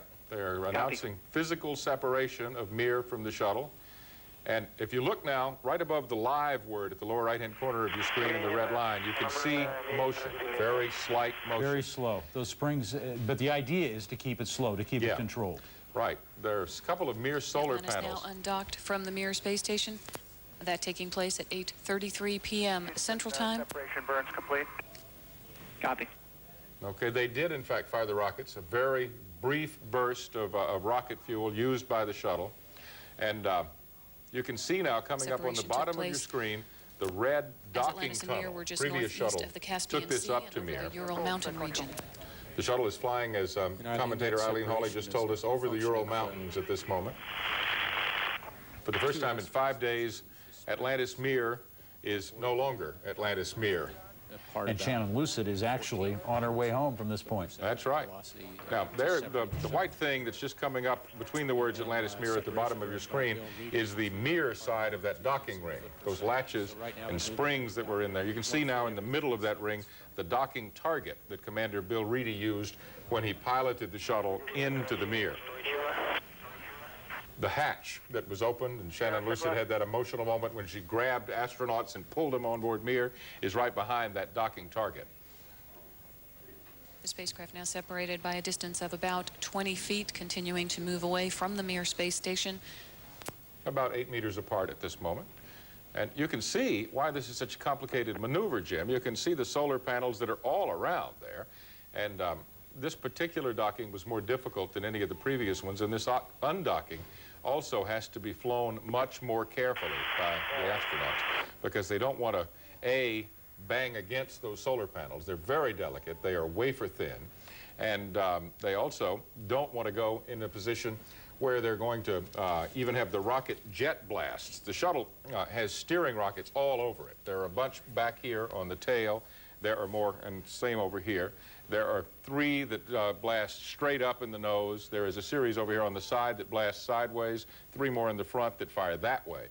And they have to use a very precise combination of those jets so that even though the shuttle is like this and the Mir is right here, when they fire those jets, the shuttle will move down, in effect, away from Mir without damaging those solar panels. So what they do is they do very delicate firings of rockets on both sides of the nose, which would seem to have very little effect other than to keep it stable, but in fact they do make it move very slowly down.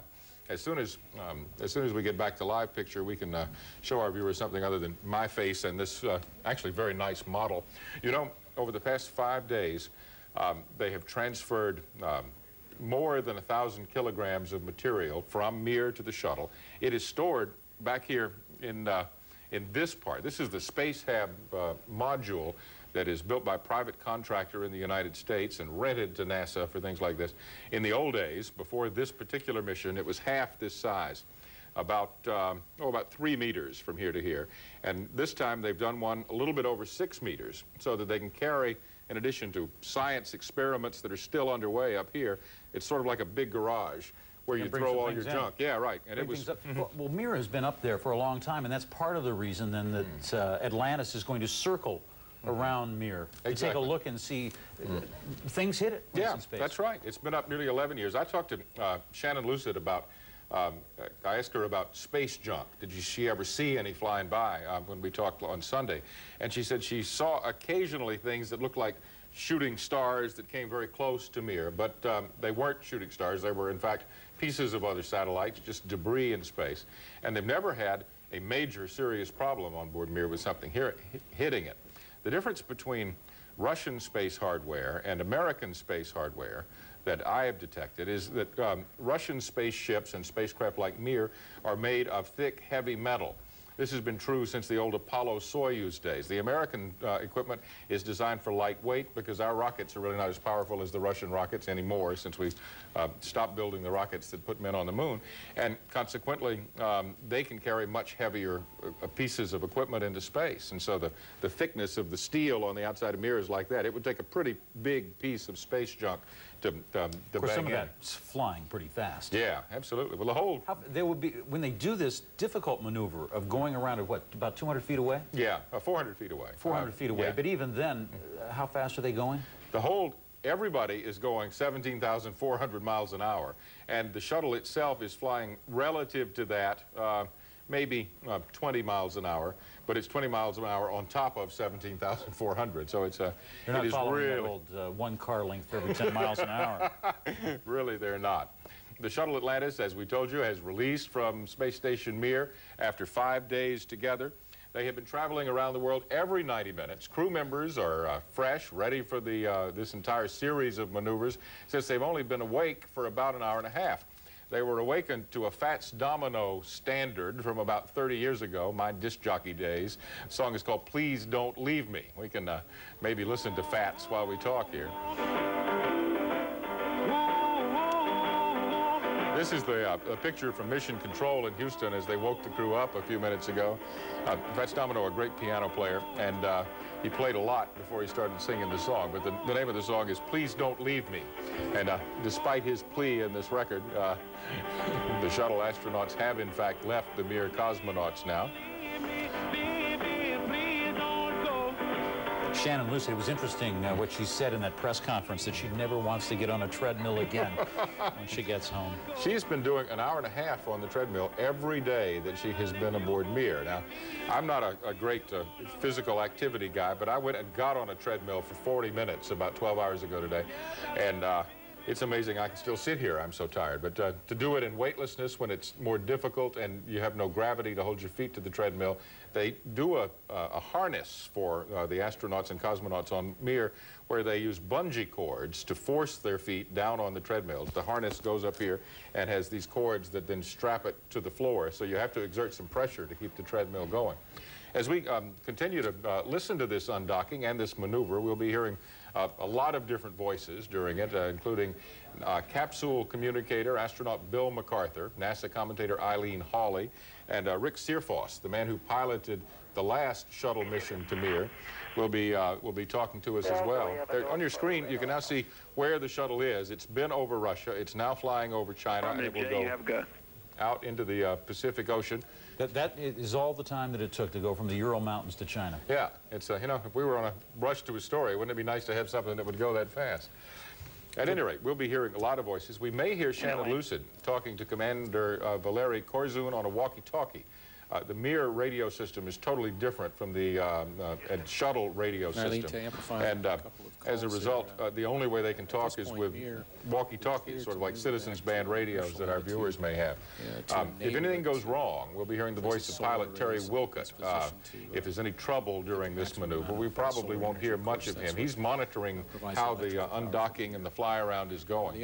Let's listen to Searfoss, who's done this before.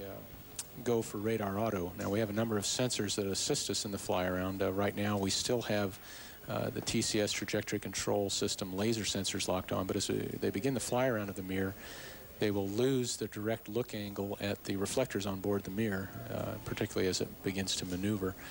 So they're transitioning to using radar data for range and range rate. And in addition, during this whole time, one of the crew members will be using a handheld laser device to, again, provide range and range rate to assist Terry as he does the fly around in Mir. What's primarily on his mind at the moment is monitoring the range and range rate to be able to transition from that spoke, if you will, as they move out to the radial motion around the Mir as they get to the fly-around range. That intercept is fairly critical to do that properly and get the right jet inputs to establish essentially zero range rate at the proper range, and then work with the orbital mechanics to take the shuttle around the Mir. Jim, you and I were talking earlier about how difficult it would be to fly this circle around Mir, and I told you about an hour ago it wouldn't be that difficult. What the astronaut who's flying the shuttle, or who flew the shuttle around Mir once before, just said is it's a lot more complicated than Holloman thought. And the reason we're not getting live pictures down right now is from space is because the shuttle has a TV antenna that's a circular dish. It's sort of like what we use on our satellite trucks and in our flyaways to cover news around the world. And that antenna serves two purposes. It serves as a TV transmitting antenna much of the time. What it's being used for right now is a radar antenna. And they convert it to what they call range radar mode, is what Sirfos was talking about. And it is beaming radar signals at the Mir, which tell them up in the cockpit of the shuttle where how far away from Mir they are. And when they get out to a period of about maybe 100 meters, then then they'll stop and begin to do this fly around. This is the tape that we saw earlier of the separation. Yep. I don't know how long it's going to take for that separation to take place on the tape, but that gave us the shot looking there from the shuttle bay forward toward the docking mechanism, and there across the white barred large object at the top of the screen there, being, of course, the Mir spacecraft. And then they use both the springs and a little bit of jet blast in order to bring the two spacecraft apart. Yeah, the jet blast is an unusual thing. Generally, the springs will push them back about 3 or 4 meters. And the fact is, we heard when we were watching this live just a couple of minutes ago that there was also a rocket, a jet firing to get their rate of I don't know, moving away up a little bit. In just a moment, you will see on your screen things begin to move from the bottom of your screen to the top of your screen. The angle that we have on this is from a camera in the shuttle's cargo bay looking directly up at Mir. Shannon Lucid's replacement on Mir, John Blaha, is very likely inside that section in the middle of your screen. There are a couple of viewing ports in there, and one of the Mir core module you can see at the top of your screen in the center. That's the place where the astronauts had the news conference. That's the biggest chunk of Mir. There's the moment where it's separated. We could hear the ground control there announcing it. And now you see the beginning of very, very slow movement. Russian commander, and there's just a little, that's the rocket firing. When the rockets fire on the shuttle, from the Mir space station. It causes some motion side to side. One of the things that they have to do that is very special during the undocking, the Mir has a series of rockets on it too that constantly keep it right in space where it needs to be, and the Mir commander has to turn off those rockets for the undocking so that Mir, when it feels the shuttle move away, won't sort of automatically pilot itself to try to keep it together with the shuttle, which could also damage the U.S. spaceship. And there it is, the undocking is Mir. It appears that Mir is moving away, and in truth, Mir is standing still, and the shuttle is moving away. So and because our cameras are on board the shuttle, we can't see, the only motion we can see is the relative motion of Mir moving back. I want to talk about... Well, this I want to tell our viewers, this is tape of the separation of the U.S. space shuttle and the Russian space station in orbit. This happened about 15 minutes ago. Right now, the live pictures aren't possible because the antenna used to beam those pictures back to Earth is being used to guide the U.S. space shuttle around Mir or to a correct position near Mir, and they have to be exact about the distance that they're reaching. Yes, precisely, Jim. During the 5 days that the two ships were connected, The shuttle crew transferred more than 40 bags of supplies to Mir and also moved thousands of pounds of drinking water. It turns out that the shuttle manufactures pure distilled water as a byproduct of electricity production. In all, 2,725 kilograms of material, or about 6,000 pounds, went from the shuttle to Mir or from Mir to the shuttle. On the shuttle side, the material is stored back here in the Space Hab module. The back half of Space Hab is being used as a warehouse or a garage in the cargo bay. What's happening right now is that the shuttle is moving back to Mir to a distance of about 122 to 183 meters. They give the pilot a 60-meter leeway there. He doesn't have to be precisely 122 meters away. Once there, it will be steered in a large circle around the Russian space station so that we can see the outside of Mir from every possible position. As soon as he gets in position to do that, we'll begin to get live pictures again. The return of live pictures will be an indication that he's in position to begin that fly around. It will continue for more than an hour, and we can check in with it from time to time throughout the next 4 hours. After the fly around, at about 03:16 GMT, Commander Reedy will fire the shuttle's engines in a fairly significant firing to move it far away from Mir. So that's what's going to be happening over the next, 2 hours or so, Jim. And well, these are going to be pretty spectacular pictures, the best pictures yet of one spacecraft alongside another in space. I mean, the good television pictures. Yeah, I talked to the astronauts about the delay. You'll remember this trip of the shuttle to Mir was delayed by 2 months. One of them told me there are a lot of good things that came through this delay. It turns out that the atmosphere over the Earth, the angle of the sun in relationship to the shuttle and Mir and the Earth is much better in the month of September than it is in the month of August or July when they were originally planning to do this pickup of Shannon Lucid. And he said to me, the pictures you're going to see on docking night when we fly around are going to be better than any pictures you have ever seen from the shuttle, unless perhaps the Hubble Space Telescope repair from several years ago. Those were pretty spectacular. He said these pictures will rival those in clarity and color on the Earth. We watched, I guess, about an hour and a half ago as the shuttle-Mir combination flew over Asia. It was over China, about where it is right now. And you could see rivers, you could see streams, you could see large industrial complexes on the ground in China from 240 miles away, which is pretty good. It's not normally that way because of just atmospheric smog and other interference in the atmosphere. John, you do this all the time, covering the space program for CNN. Do you think we get jaded? I mean, we see pictures like this, and they are truly spectacular. Oh, yeah, they are. I mean, I get amazed by the pictures of our planet. I mean, it's almost a religious experience to see our planet from an astronaut or a cosmonaut's eye view 240 miles away.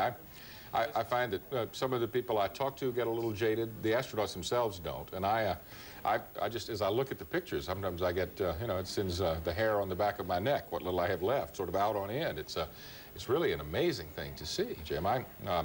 The shuttle group themselves, the pilot who did the second Mir docking, said to me, remember Apollo 11 when we landed on the moon, and then Apollo 13 took off and nobody watched? Well, we think probably our mission to Mir will be like that. Nobody will watch. Well, it turns out that all of our viewers are getting to watch because we have an interest in it at CNN, and the response we get from our viewers around the world is they want to watch too. So as we get more pictures, we'll show them to you. Thanks for setting us up, and when we do get more pictures, we're going to bring those to you live. John Holloman and I will be standing by here in the hours ahead. This should be a very interesting time for the people up there and all of us down here, so stay with us. We'll be back. This has been a CNN Live event. The two vessels, which had formed an enormous space complex, separated less than 3 hours ago. And joining me now is CNN's John Holloman to bring us up to date on the separation and what has followed. That's right. Lyndon, I got to tell you, it was a pretty show. It's about over, I think. We had been told that we were going to get pictures of the shuttle undocking from the Mir space station at about this time. We had sort of counted on that. I just talked to NASA. They say the Mir had trouble communicating with its ground station, and so those pictures have been recorded aboard Mir, but they're probably not going to be sent to the ground until sometime tomorrow. So for our viewers who have been waiting expectantly with us for this, you're going to have to wait a while longer. But here's what we can show you. We can show you the fairly dramatic undocking of the Shuttle-Mir combination as it occurred about 3 hours ago now. You can see the Mir space station apparently moving away from Shuttle Atlantis. And what is in fact happening is the shuttle, where the camera is fixed in the cargo bay, is moving away from Mir. But you can get a pretty good view of the red docking tunnel, which has connected the two spaceships for the past 5 days. And there you can see the docking target just appearing at the bottom of your screen. That was the target that was used by Shuttle Commander Bill Reedy as he steered the shuttle into Mir 5 days ago. We can also show you what happened after this docking occurred. The shuttle and Mir flew together around the world. These are pictures taken by Atlantis of the Mir space station when the two ships were about 100 meters apart. And it is pretty obvious that this is beautiful video. The Shuttle-Mir combination was flying over Russia at the beginning of this sequence of pictures. Lyndon, as we speak, we will watch the shuttle get all the way over Russia and into Chinese territory. It's moving at 17,000 miles an hour. So a diplomatically correct shot of the Earth. That's correct. For that moment in the mission. That's true. Well, then things are going very well right now. Shannon Lucid, our CNN International viewers, heard her say goodbye in Russian to her Russian commander, Valery Korzov, who is now in command of Mir. John Blaha is there aboard Mir. We heard him speaking some Russian over to Russian ground control a little while ago.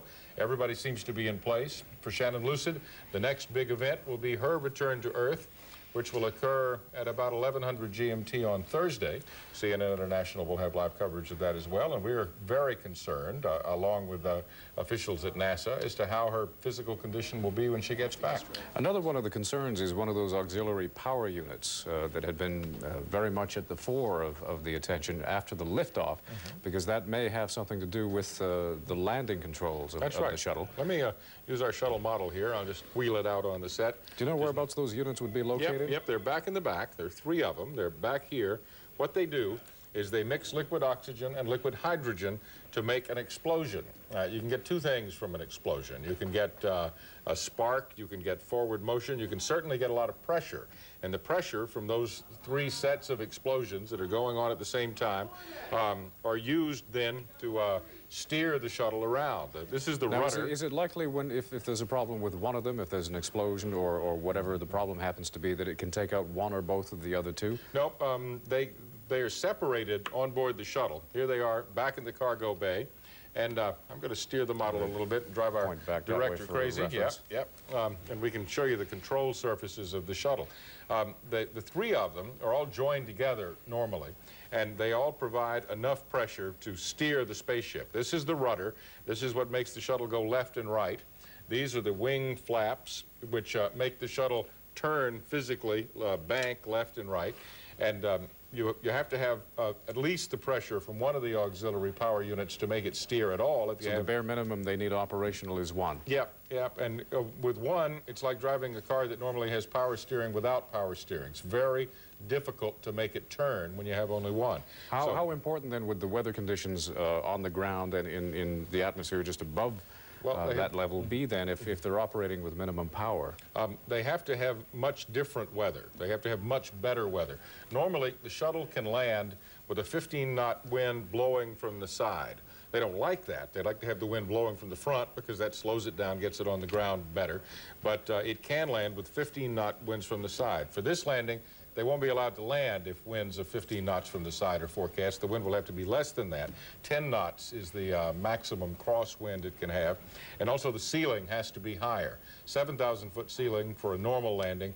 It's 3,000 feet more than that, a 10,000-foot minimum ceiling, so that the commander of the shuttle will absolutely be able to see the runway clearly as he makes his final turn around over the runway to land this huge machine. Well, hopefully conditions will be appropriate. They'll have the power they need and things will go well. Just a shame they're coming down before the lunar eclipse on Thursday. I guess the astronauts will be able to see it from the ground, as we will. And there you go. CNN's John Holloman, thanks for 520 feet as pilot Terry Wilcott continues the fly around. I don't think the networks can compare with this for high. 5 Tagen koppelte das US-Shuttle in der Nacht von der russischen Raumstation ab. Zum Abschied schenkte die Besatzung der Atlantis den Russen noch kleine Raumschiffe aus Schokolade. Mit der Atlantis kehrt auch die amerikanische Astronautin Shannon Lucid zur Erde zurück, nach 188 Tagen im All. Ihr größter Wunsch, endlich wieder zu Hause in ihrem Lieblingssessel sitzen. Atlantis hat sich in der Nacht in 400 Kilometern Höhe von der russischen Raumstation Mir abgekoppelt und den Rückflug zur Erde angetreten. Am Donnerstag wird sie im Raumfahrtzentrum Cape Canaveral zurückerwartet. Die Atlantis hatte vor 5 Tagen an der Raumstation angedockt. Von der Raumfähre aus filmten die Astronauten das planmäßig verlaufende Ablegemanöver. Mit an Bord der Atlantis befindet sich die Amerikanerin Shannon Lucid, die über 6 Monate in der Mir verbracht hatte. Die Biochemikerin stellte damit gleich 2 Weltrekorde auf. Noch nie war eine Frau, noch nie ein US-Astronaut überhaupt länger im All als sie. Während des Andockmanövers hatten die beiden Crews Geräte und Ausrüstung mit einem Gesamtgewicht von 2700 Kilogramm ausgetauscht, sowie die Wasser- und Sauerstofftanks der Mir aufgefüllt. This is in the final stages of its mission after a successful separation from the Russian space station Mir. The crew now turns its attention to landing Atlantis with just 2 of its 3 auxiliary power units. CNN's John Holliman has more on the shuttle's departure from Mir and the voyage home. The astronauts started their last day connected to Mir with a 1960s hit that was supposed to make them stay attached. But despite the plea from Fats Domino, the shuttle undocked from Mir on schedule and began its maneuver to bring Shannon Lucid back to Earth for the first time in 6 months. As pilot Terry Wilcutt took the controls from Commander Bill Reedy, Atlantis moved 400 feet from Mir and started to circle the Russian space station. The pictures were as dramatic as promised. The astronauts say this is the best time of the year for clear pictures from space, and nobody was disappointed. As the shuttle flew around, you could see the world as clearly as a globe. Virtually the entire world was visible, from Europe and Asia to Australia and the South Pole. The shuttle crew has turned off many of its high-power-using systems to save electricity in case the weather keeps Atlantis in orbit past its scheduled return time Thursday morning. Having watched the 2 spaceships move apart perfectly, ground-based managers now turn most of their attention to landing. For the first time, a landing will be attempted without one of the 3 auxiliary power units which provide the power steering to turn the shuttle in a series of complex maneuvers just before touchdown. The loss of one of the power units could leave Commander Bill Reedy and pilot Terry Wilcutt with a hard-to-steer spaceship, and the weather has to be better than usual to allow a landing under these conditions. John Holliman, CNN reporting.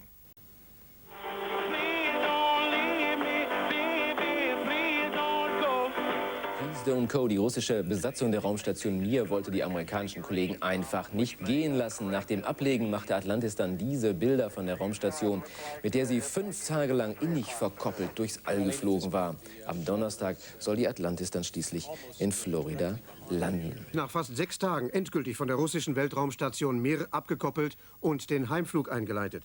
Das Manöver verlief planmäßig in 380 Kilometern Höhe. Am Donnerstag in Cape Canaveral zurückerwartet wird auch die Astronautin Shannon Lucid. Die 53-jährige Biochemikerin war dann mit 6 Monaten so lange im All wie noch nie eine Frau. Abschied der Russen. Leb wohl, Shannon, wir werden dich vermissen. Die russische Raumfähre Atlantis hat sich vergangene Nacht planmäßig von der russischen Raumstation Mir abgekoppelt und ist auf dem Weg zurück zur Erde. An Bord der Mir löst der Astronaut John Blair Shannon Lucid ab, die mehr als 6 Monate dort verbracht hat. Atlantis wird voraussichtlich am Donnerstag in Cape Canaveral landen. Die Landung wird allerdings kritisch, weil ein Hilfsgenerator beschädigt ist. Unter den 6 Astronauten an Bord ist auch die Amerikanerin Shannon Lucid. Sie wird bei der Landung in Cape Canaveral am Donnerstag mit 188 Tagen länger im All gewesen sein als jemals eine Frau und sämtliche US-Astronauten zuvor. An Bord der Mir, die sich zum Zeitpunkt des Abkopplungsmanövers über dem Uralgebirge befand, bleiben 2 Russen und ein Amerikaner zurück. Lucid and the Shuttle Atlantis crew spent Wednesday wrapping up experiments and preparing for their return to Earth. The 53-year-old biochemist spent 7 weeks longer on the Russian Mir station than originally planned. Bad weather and mechanical problems delayed the Shuttle Atlantis mission to bring Lucid home. Atlantis is scheduled to land in Florida on Thursday. Months in space for Shannon Lucid. The space shuttle Atlantis touched down in the U.S. state of Florida just hours ago, bringing the astronaut home and bringing to a close the longest space flight ever undertaken by any woman or any American. Lucid hadn't intended to break any records.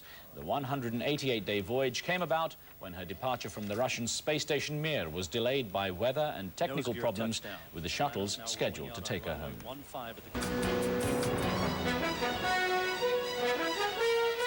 Main gear touchdown. Wheel cut now preparing to deploy the drag chute.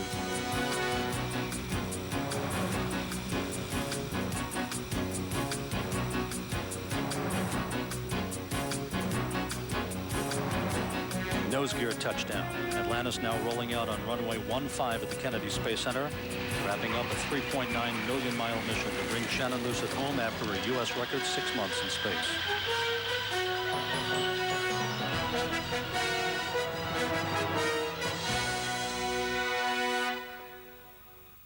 Rückkehr aus dem All. Nach 10 Tagen hat die US-Raumfähre Atlantis ihre Mission beendet. Die Landung in Cape Canaveral verlief problemlos, obwohl ein wichtiges Steuerungsinstrument ausgefallen war. An Bord des Shuttles auch die Astronautin Shannon Lucid. Sie verbrachte in der russischen Raumstation Mir über 6 Monate im All, mehr als jede Frau zuvor. Die Raumfähre Atlantis hatte die Amerikanerin von der russischen Raumstation Mir abgeholt. Unfreiwillig hat sie mit ihrem Flug einen Langzeitrekord für Frauen aufgestellt. Darüber hinaus war sie länger im All als jeder ihrer amerikanischen Kollegen. Wegen technischer Schwierigkeiten und Wirbelstürmen war die 53-Jährige 2 Monate später als vorgesehen abgelöst worden. US astronaut Shannon Lucid ended her 6-month space odyssey on Thursday. Her 188-day voyage, the longest space flight by a woman and by an American, concluded with an early morning touchdown at the Kennedy Space Center in Florida. Her husband and 3 children and several hundred other people gathered to welcome Lucid and the 5 crewmates home. Lucid, a 53-year-old biochemist, traveled 75 million miles during her mission. She'd been scheduled to return to Earth in July, but equipment trouble and several hurricanes delayed the shuttle's launch, leaving her in orbit an extra 7 weeks. Better late than never. Those words might very well have become a mantra for astronaut Shannon Lucid over the past month and a half. That's how long her ride home from the Russian space station Mir was delayed.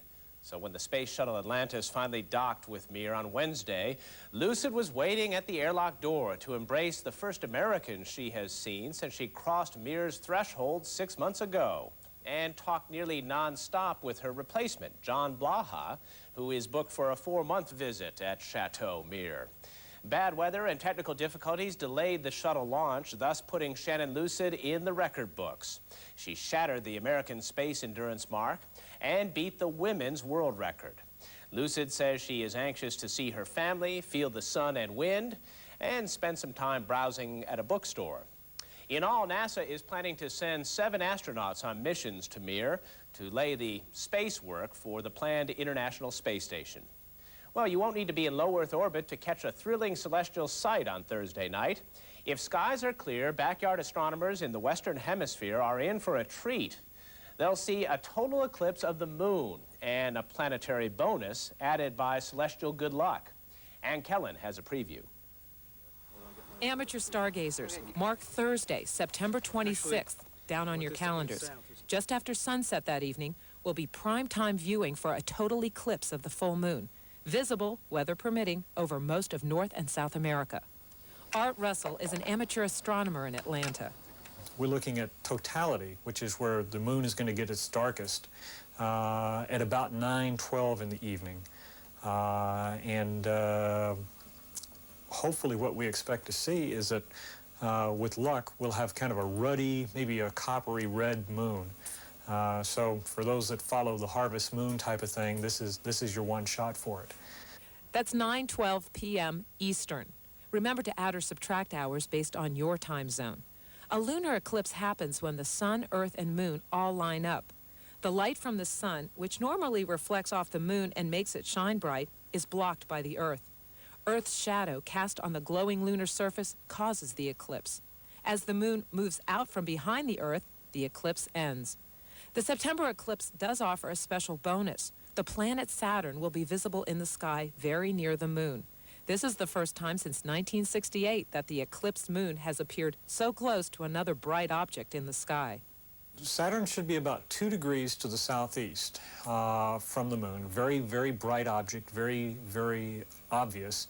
And if you want to kind of like get a visual reference for it, kind of figure out where the southeast, and just simply use 2 fingers from the southeast corner of the moon, and Saturn will be right there. The lunar eclipse isn't the only astronomical event that will be catching people's eyes in the coming months. First contact. Next March, a total eclipse of the sun that will only be visible from Mongolia and Siberia will offer a very special treat. The eclipse will have to share the sky with an approaching comet named Hale-Bopp. NASA's Fred Espenak will be making the trip to get a front row seat. It just so happens that it will be near its brightest during the eclipse in Mongolia, so that will offer a very rare opportunity of seeing the sun totally eclipsed and seeing a bright comet in the sky with the naked eye at the same time. This has only happened a couple of times in the last 200 years. In the meantime, the upcoming lunar eclipse will be the last good total eclipse visible from the United States until the year 2000. Ann Kellen, CNN reporting. Nach ihrem 10-tägigen Flug zur russischen Weltraumstation Mir erreichte Atlantis am Donnerstag das Gelände des Raumfahrtzentrums in Cape Canaveral. Obwohl ein für die Landung wichtiger Hydraulikgenerator ausgefallen war, verlief die Landung problemlos. Mit an Bord war auch Shannon Lucid. Die Biochemikerin hatte 6 Monate auf der Mir verbracht und damit einen Rekord aufgestellt. Sie war länger als jede Frau und auch länger als jeder amerikanische männliche Kollege im Weltall. An Bord der Raumfähre Shannon Lucid, die von der russischen Raumstation Mir abgeholt wurde. Die 53-Jährige hatte eher unfreiwillig einen Rekord aufgestellt. Mit 188 Tagen war sie länger im All als je eine Frau und je ein US-Astronaut vor ihr. 2-mal wurde ihr Rückflug wegen schlechten Wetters verschoben. 80 Tagen im Weltall ist die Astronautin Shannon Lucid heute zur Erde zurückgekehrt. Die Raumfähre Atlantis, die Lucid aus dem All abgeholt hatte, landete pünktlich um 14:13 Uhr mitteleuropäischer Zeit in Cape Canaveral. So sahen die Astronauten der Atlantis den Landeanflug zur Erde.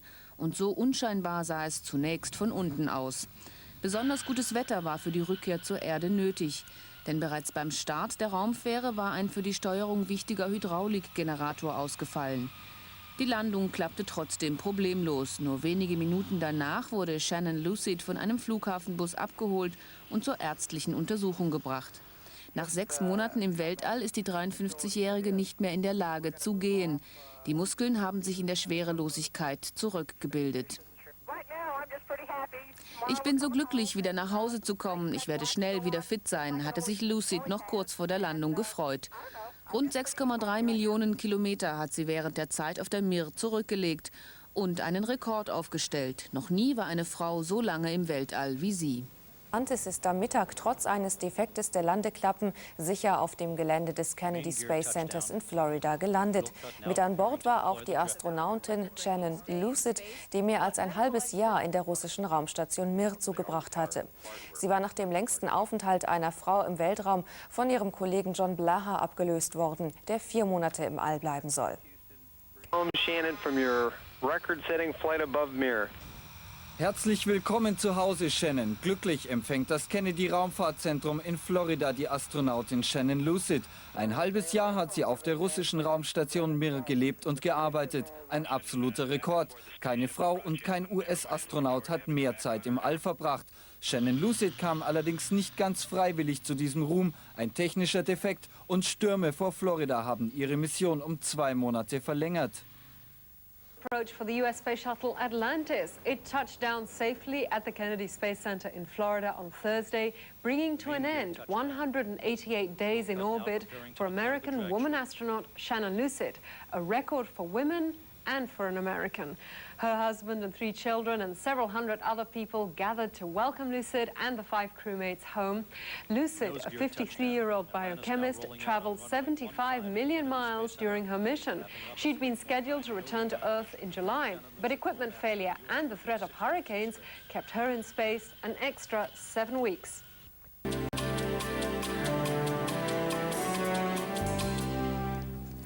Hugs, hellos, and a giant box of chocolate M&Ms marked the end of astronaut Shannon Lucid's record-breaking stay in space. CNN's John Holloman has the story of the woman who's dubbed the newest American hero. Liftoff of Atlantis on their fourth flight to dock with the Russian space station. The object of the Shuttle program is to continually advance the ability of astronauts and their flight control team to do a greater variety of things in space. The Atlantis launch fulfilled that goal in spades. The major goal of this mission, to dock with Russia's Mir space station and retrieve the woman dubbed by her astronaut colleagues as the Queen of the Universe. Shannon Lucid, who has been in space longer than any American or any woman from any country. Houston, contact and capture. Atlantis and Mir shaking hands. After the docking, Lucid literally grabbed her astronaut friends and pulled them aboard the Russian space station. It was an emotional reunion after half a year away from Americans. The night before, they were supposed to launch. It was sort of like Christmas Eve when you're a kid, you know what I mean? You just you have a hard time getting to sleep, and you're just wondering just what's going to happen the next day. The Space Hab Laboratory in the shuttle's cargo bay was central to all the experiments into transferring supplies for astronaut John Blaha, who is replacing Lucid on Mir. When I come back to the shuttle now, to me it looks smaller than I used to think it was. So the volume in the Mir is quite large, and that's the most thing that I was impressed with. Now that Atlantis is safe on the ground, engineers will investigate a series of problems that came up, including the auxiliary power unit that caused mission planners to consider bringing the shuttle home early. The landing seemed to come off without a hitch. During launch, hot gases escaping from the solid rocket booster seen here on the left caused some unusual damage to insulation inside the nozzle. There were deep furrows inside which had never been seen before. Engineers don't know why it happened and don't know if it will delay the next shuttle launch. Columbia, the oldest shuttle, is scheduled to do 16 days of experiments starting November 8th. John Holloman, CNN reporting. Reviews of Thursday night's Sky Show, though, range from cosmic wonder to a good creepy. The total eclipse coincided with the harvest moon, making the heavenly scene seem sharper. And the event was a triple treat. It happened as Saturn was positioned close to the moon, so as the moon's light dimmed, Saturn seemed to shine more brightly. On a rainy day in September of 1996, Shannon Lucid was welcomed home to Houston by a hearty group of well-wishers, including the President of the United States. It's an amazing, amazing achievement. And I know I speak for all Americans when I say I think we all feel, at least, that we've gotten to know Dr. Lucid, watching her grin and bear it as the mission was extended, hearing her eagerness to see her family, her yearning for what she called the wind and the sun.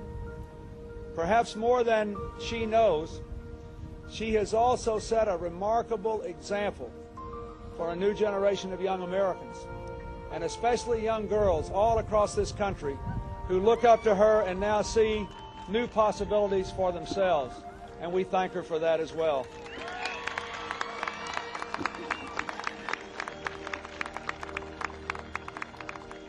After having been back on the planet for only 24 hours, she walked unassisted and gave a speech thanking everyone for their support.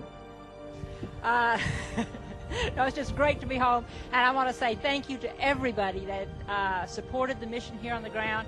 It was a great mission. It was a great adventure. I thoroughly enjoyed it, but the reason why it all worked was due to all the people that worked so hard to make it so great. And I am so thankful to everything that everybody did, and I'm glad to be home. And all I can say is Houston never looked so good. Thanks. Then she greeted the audience personally.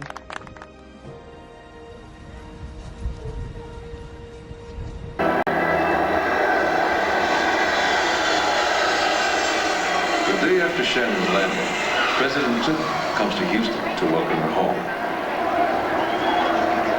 Defying all predictions, after 188 days and more than 67 million miles in space, Shannon stays on her feet for the celebration.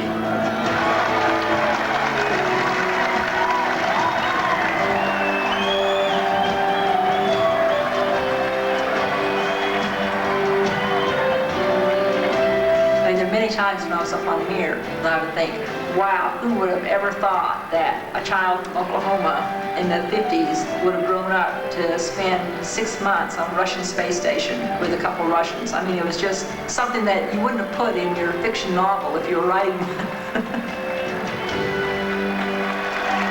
When Dr. Lucid was in the 8th grade, she wrote an essay saying she wanted to be a rocket scientist. She was told by her teacher there is no such thing as a rocket scientist, and if there were, it wouldn't be a woman. Well, our space pioneers reflect the very best, and Dr. Shannon Lucid today stands tall among them all. We are grateful for her. We welcome her home. Thank you. It takes a lot of learning and a lot of knowledge to be able to fly humans in space. For so many years, we did it entirely separately from each other. It makes so much more sense for us to work together, building a future more endowed with peace and prosperity than with competition.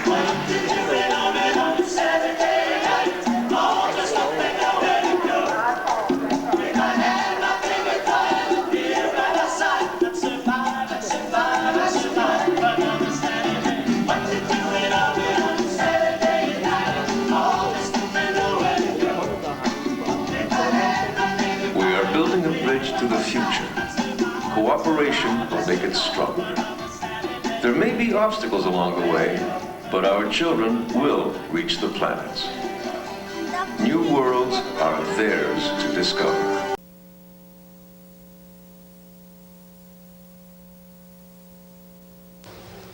This is Shuttle Launch Control at T-minus 3 hours in holding. We've got about 25 minutes remaining in this built-in hold. And it was a planned 2-hour built-in hold. This is a standard part of our shuttle launch countdown. Everything continuing to go well. We had a very good weather briefing. The outlook's good for weather here at KSC and also at the transoceanic abort sites, should one of those become necessary. The satellite is now returned to KSC, and we are now feeding out live pictures at pad 39A with the Space Shuttle Atlantis. We're standing by to receive live pictures of the STS-79 crew members as they are getting suited up and getting ready to ride out to the launch pad. We do have the flight crew members for STS-79 getting strapped in, actually getting their suits on. Got Commander Bill Reedy. He's making his 3rd flight today. He has overall responsibility for commanding the flight. He will become the 4th shuttle commander to dock with the Russian space station, and that will occur on Wednesday evening. He will also have control of the vehicle during re-entry. We've also got pilot Terry Wilcutt. He will assist Reedy at the flight controls. He's making his 2nd flight today. He will assist in transferring logistics to and from the Mir station. He will also assist Commander Reedy in the fly-around of the station after the undocking. The shuttle will stay docked about 5 days. We've got Dr. Jay Apt ready to go today. He's Mission Specialist 1, making his 4th flight. He'll be involved in activities and experiments aboard the Space Hab, Earth observations, biotechnology systems, and the furnaces that are on board, and the refrigerators and freezers. He's also designated as one of the spacewalkers should one become necessary. And over across the room, we've got the rest of the crew getting ready for launch today. Mission Specialist Tom Akers, who is also the flight engineer. He will assist the commander and pilot with the ascent and re-entry checklist and monitoring all the vehicle systems. He's making his 4th flight today. He will be heavily involved in the transfer of logistics to and from the Mir station.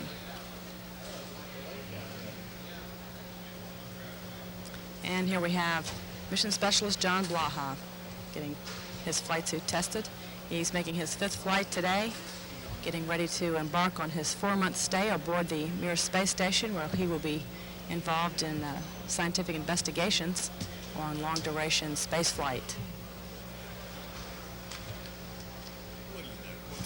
And we've got Mission Specialist Carl Walls getting ready. He's waving, ready for launch today. He is making his third flight today. He will oversee the operation of the orbiter docking system and will operate several experiments during the flight. He will also use the IMAX camera to perform a photographic survey of the Mir station during the fly-around. He's also one of the designated spacewalkers should we have an unplanned walk.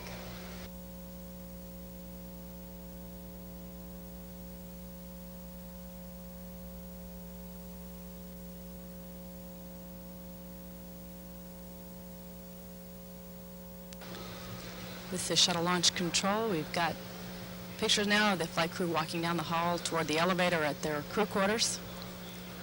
Jay Abt, Carl Walls, Tom Akers. Saying hello to some employees who are wishing them well for their flight. Crew's been in training for over a year now for the preparations for the flight. In fact, John Blaha has spent quite a bit of time over at the Gagarin Cosmonaut Training Center in Star City, just outside Moscow. He's also studied a new language and culture.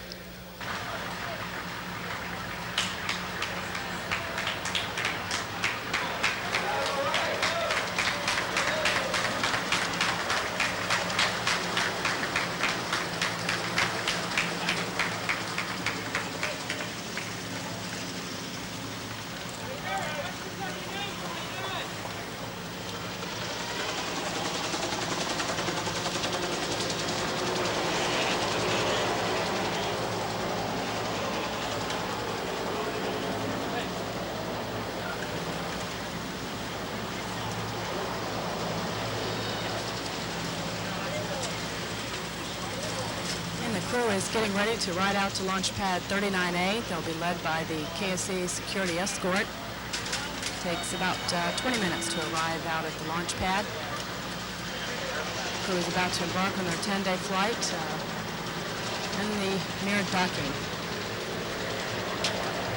All continues to look well with the launch countdown. No problems, no technical issue. Looking at a 4:54 a.m.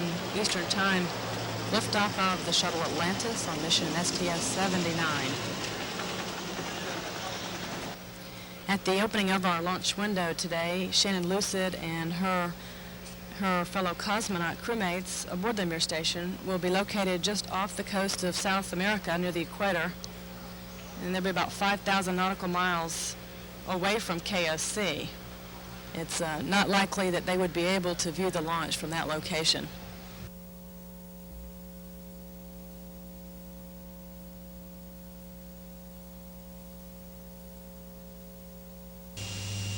We've got about 20 seconds remaining in our built-in hold. Countdown clock will be resuming momentarily at the T-minus 9-minute and counting mark toward the launch of the Shuttle Atlantis on mission STS-79. 4, 3, 2, 1, start. We're at T-minus 9 minutes and counting. GLS auto sequence has been initiated. In just a few seconds, the orbiter's access arm will be retracted away from the vehicle to the launch position. This arm is used by the crew to get into the crew module, and that arm can be re-extended within a few seconds if necessary.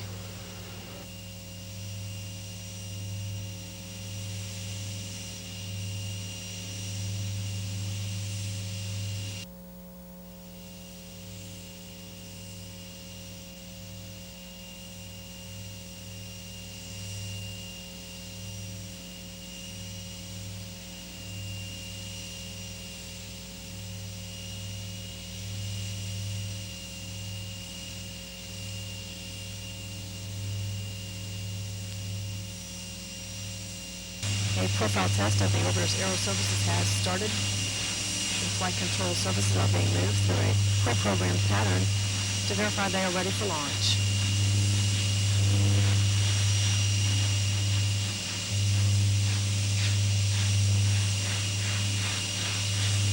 The nozzles on the three main engines are being gimbaled and positioned for launch today. All systems are go for launch at this time, just a few minutes away from the 17th voyage of Atlantis with a crew of 6. This will be the 4th shuttle flight that will dock with the Russian Mir space station. ULT, clear crossing warning memory, verify no unexpected errors. I'd like to see up to mark when there are no unexpected errors. Thank you, Jack. The gaseous oxygen vent hose being retracted away from the top of the external tank.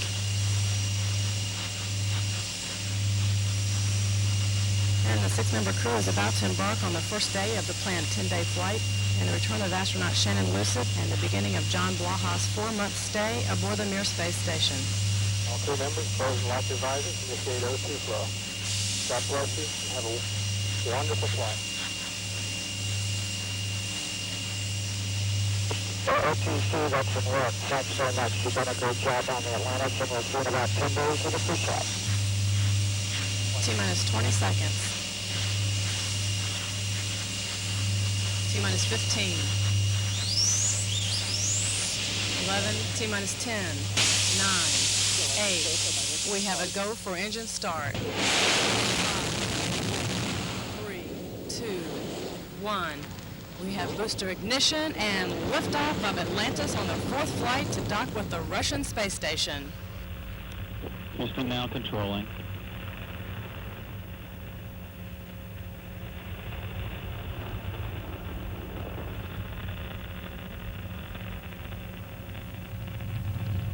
Houston, roll is complete. Roger, roll Atlantis, and your MPS H2 out message is a deucer only, no action. The roll maneuver is complete aboard Atlantis. The vehicle is now in a heads-down position on course for a 51.6 degree, 160 nautical mile orbit. 3 engines aboard Atlantis preparing to throttle down now as the vehicle prepares to pass through the area of maximum dynamic pressure. Atlantis' velocity is approaching 900 miles per hour. The vehicle is already 2.5 miles downrange from the launch site at an altitude of 6.6 miles.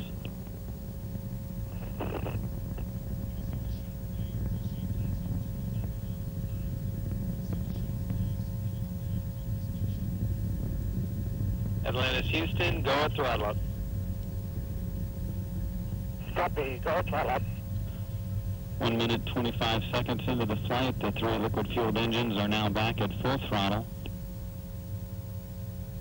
About 35 seconds away now from burnout and separation of the twin solid rocket boosters aboard the orbiter. Atlantis is 12.5 miles downrange from the launch site.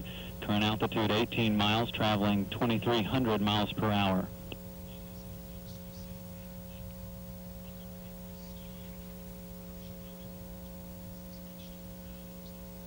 The hydraulic systems, all 3 of those APUs, auxiliary power units, are in good shape, as are the electricity-producing fuel cells, standing by for SRB separation.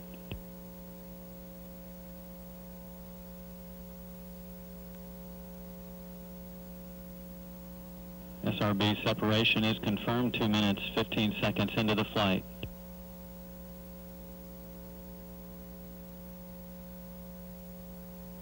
Window close and lock strain back time. Okay, I'm ready. Window close, 09. CDL is ready. Copy that. LRD. LRD is go. SRO. SRO is go. You have a range clear to launch. Launch director of this entity on 212. Launch team is ready to proceed. KRPS, start APU and hydraulic recorders. This is KRPS, that is complete.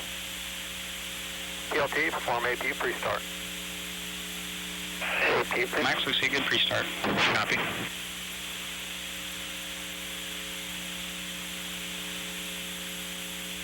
At OTC, it looks like 3 good APUs. Verify 3 good APUs. Thank you.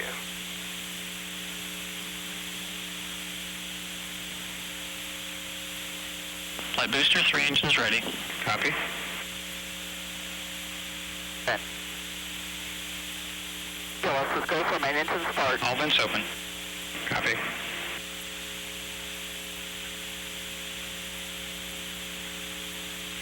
Diesel SRB ignition. Test team. Liftoff confirmed. Copy.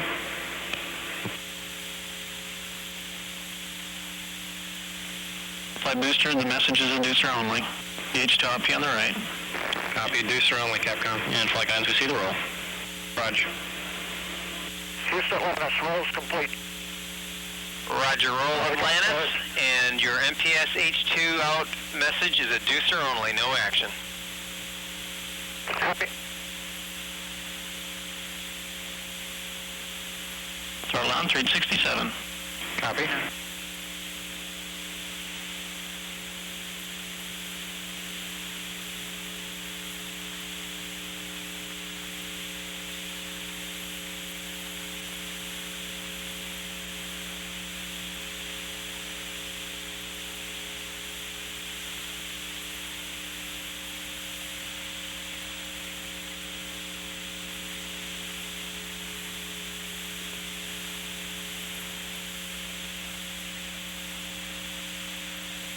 SRB set. Major mode 103. Copy, SRB set.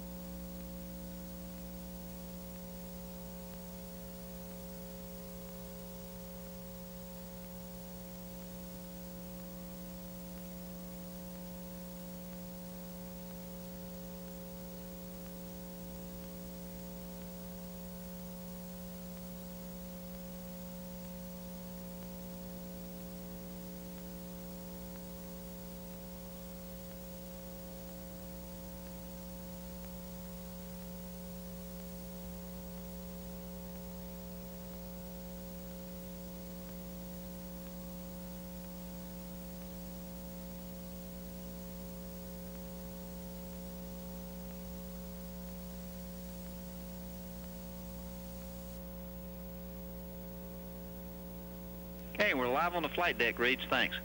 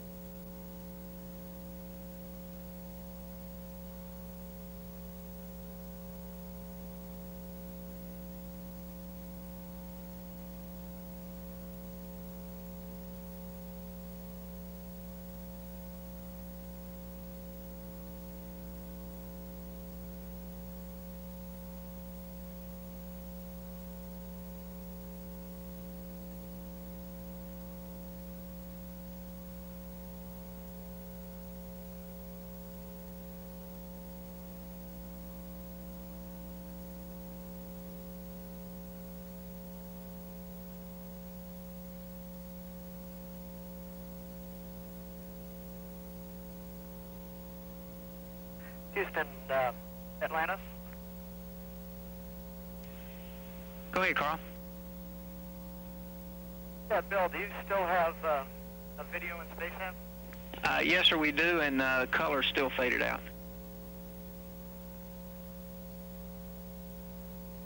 I got a message from my wife. It's still our anniversary, so I just, I don't know if you can read that or not, but it says, "Happy anniversary, Pam." Number 20. And it's from me, so just wanted to wish her a great anniversary, tell her I'm having fun. We copy, Carl. Carl, why don't you try to bring that up a little closer to the lens, and of course, congratulations to the two of you from all of us down here. Yeah, that's great. We got a good shot now.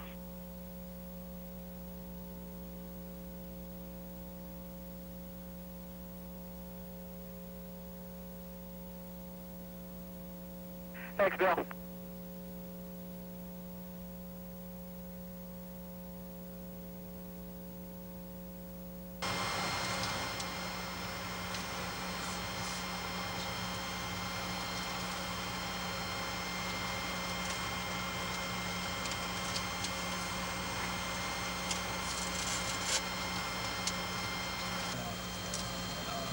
Second shot.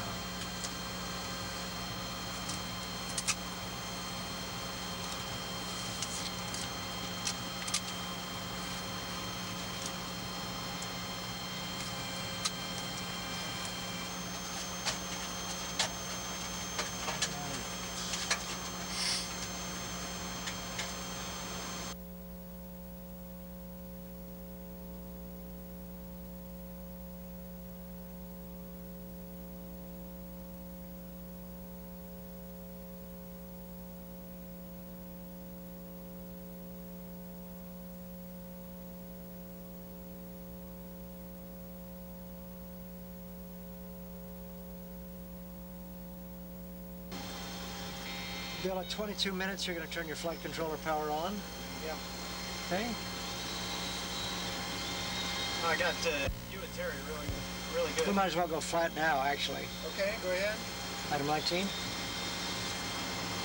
Because we don't want to go flat through the R-bar. Just get your flight control power on. So, all right, here comes an item 19. That's a track. Yes. Okay, going flat. Okay.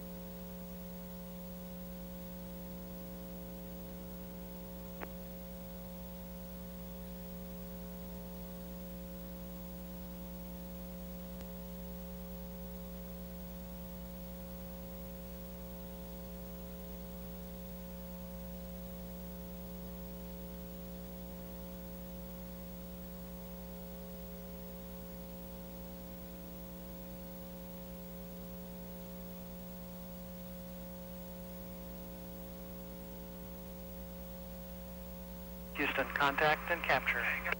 Atlantis and Mirror shaking hands. Copy, capture confirmed.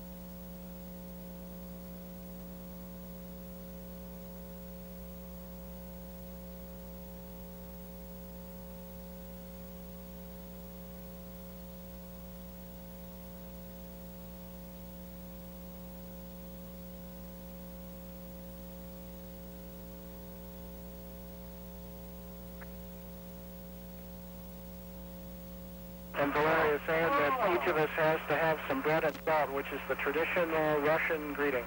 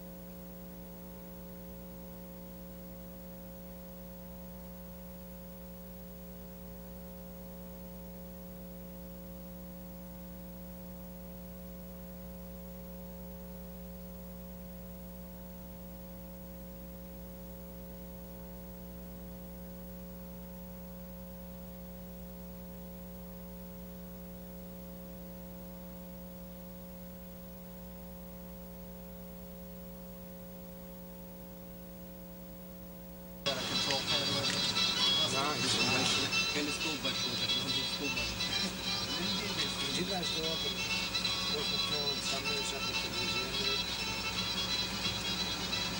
That's an asking. Yeah, that's what we did too. What a nice person.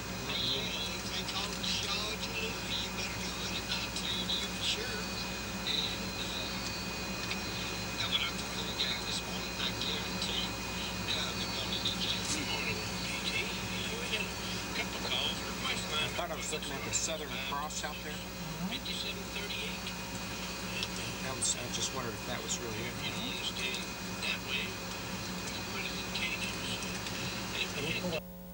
I'd like to point out one thing that here in the background. We have our crew emblem, STS-79 crew emblem. You'll see two EVA gloves grasping hands as a symbol of the international cooperation that we share. This particular one will leave aboard the Mir for them. It's signed by the members of our training and mission control team back in Houston. And just to let them know that it's not just us up here, but it's a team with the ground, with everybody involved in NASA and the contractors that makes this all happen, and it's going to make it happen again in the future as we build International Space Station. The gifts we have for our Russian colleagues, don't know if you can see very well, but we're floating here a shuttle made out of chocolate so that when Valery looks out his window, maybe he can put that in there as a simulation of the Atlantis. So Valery and Sasha.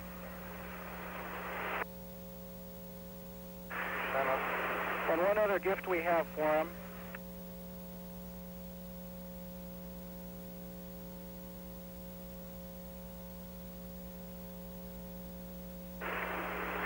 Because we know they'll miss us and they'll want to know what we're doing. We have two watches.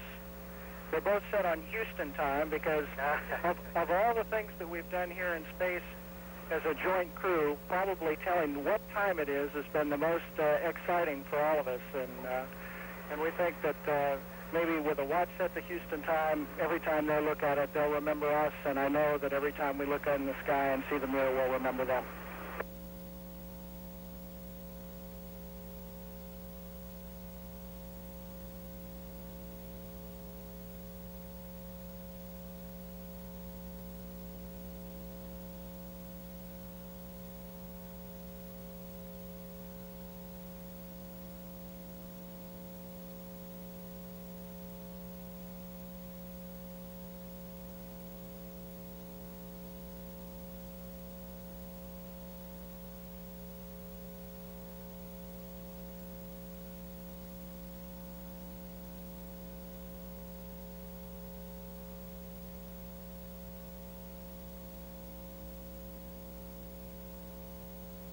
I think that's the end of our program remarks.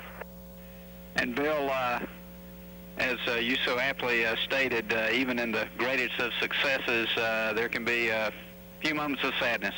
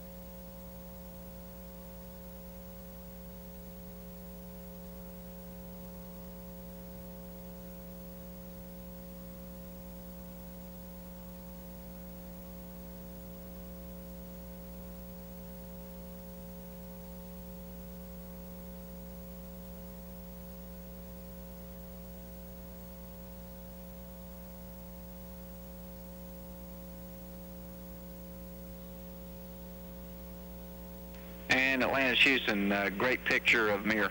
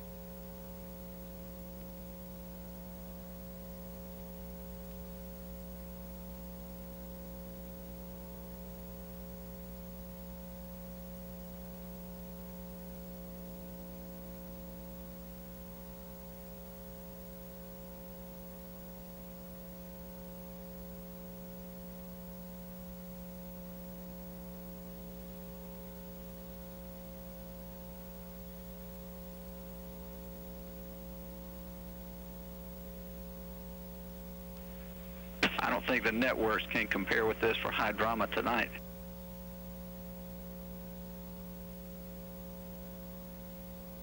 You haven't been on the middeck.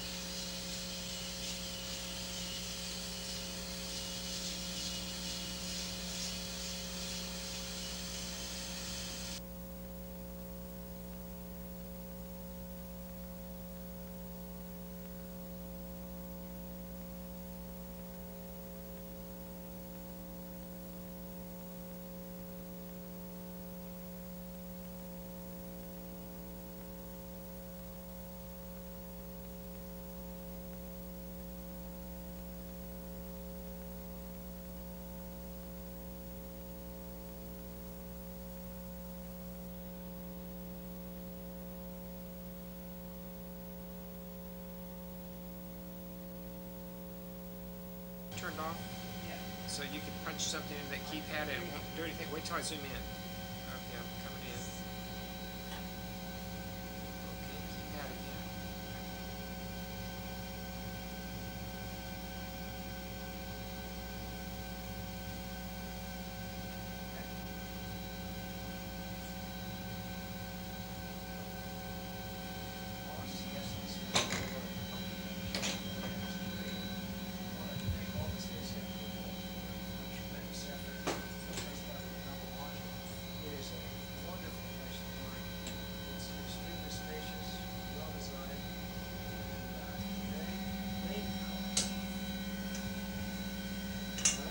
Disconnect all this stuff.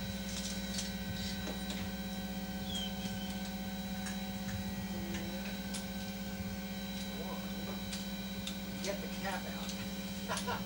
Here we CS Act done. Okay, here we go. There's one to the ODS part.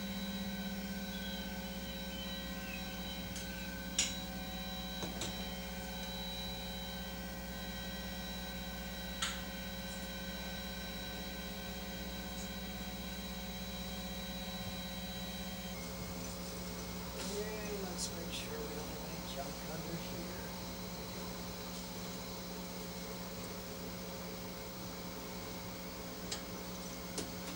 Seems weird to close it, you know, with the lights still in it.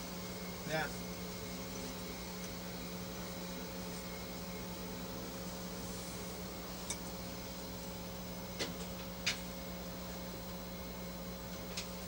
In the shape of the patch. In the form The shape of the patch.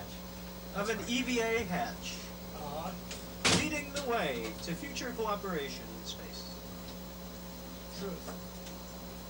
Little preload. Okay. Equalization valves for these are off. Okay, off.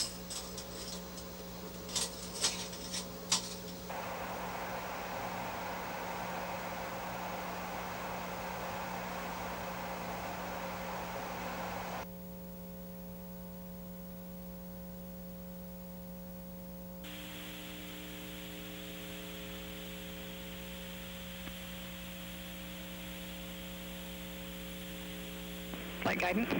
No. Good residuals. Okay, Capcom, good burn, good residuals. Atlantis Houston reads we show a good burn, good residuals. Okay, and all flight controllers will be picking up in the post-burn section of the entry checklist on page 332. Copy that. Looked great to us up here too, and especially Shannon. I'll bet she can taste those M&Ms already. Flight prop, Holmes RCS post-burn reconfig complete. All right, and GNC secondary actuator check not required. Not required. And prop forwarder shift dump not required. No, ma'am. And hydraulic fluid thermal conditioning not required. Max? That's correct, flight. Okay, Capcom, let's pass that. And that was right at the opening of the window. Roger. Good. Flight guidance? Guidance. Processing drag, small residuals. Atlantis Houston, energy ground track, Naver go, take TACANS.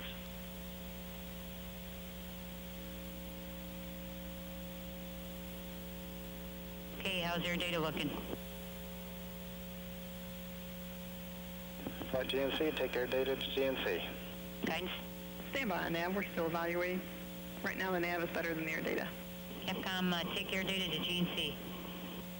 Atlantis Houston, take air data to GNC only. You're down and locked.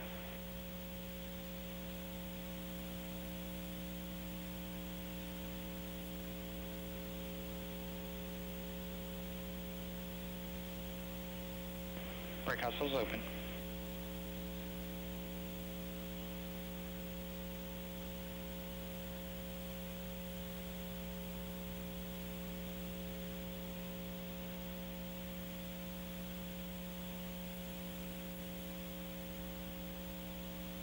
Okay, I'll be coming around the room for post-landing deltas. Max? No deltas. Congratulations, Atlantis, on your highly successful mission, and of course, welcome home, Shannon, from your record-setting flight above Mir. Okay, Max, no deltas. That's correct. Rob? None. GC? No deltas. Eagle? None. Ecom? No deltas. Payloads? None. CPS? None.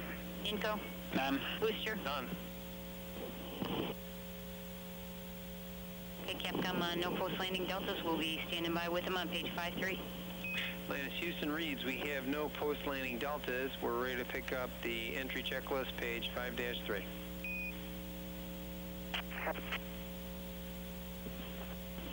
Bodycom. Go ahead. Yeah, we're getting ready here for ammoniac. We need to get him over to page 5-8. Okay. Capcom, we need ammonia activation, page 5-8. With the modification. With the deltas, that's right, flight. Atlantis Houston, for reads, we'd like you to move ahead to page 5-8. We're getting ready for ammonia activation. I'd like you to work that procedure with the deltas. Copy.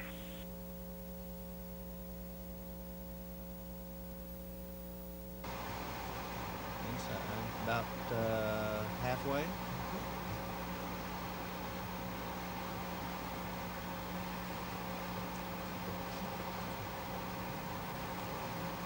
Degrees to go. 20. About 2 feet. 1 foot. That's 6 inches. You should have something. Okay.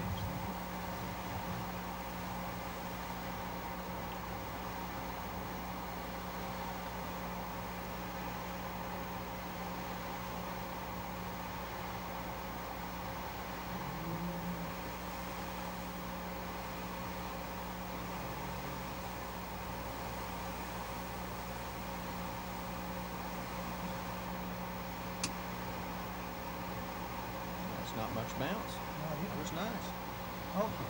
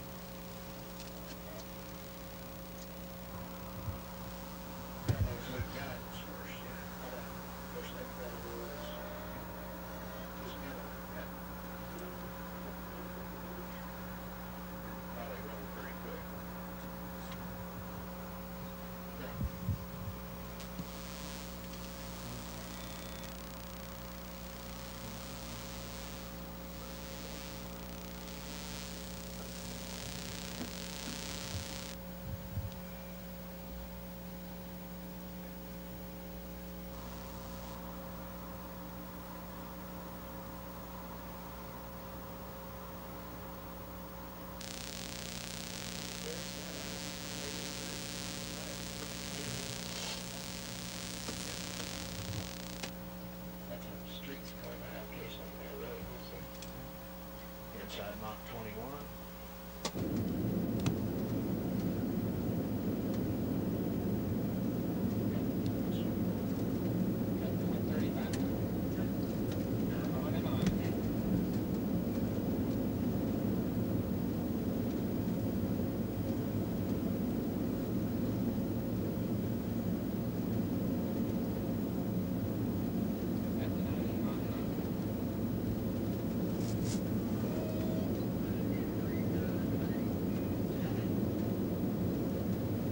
So the shuttle will be landing from the northwest to southeast approach. Again, runway 15 is the landing site for Atlantis.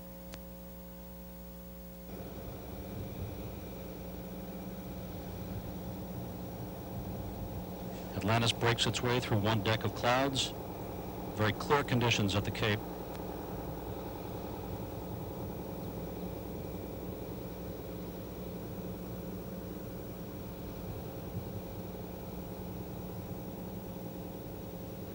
Atlantis now 4,500 feet in altitude. Perfectly aligned with runway 15.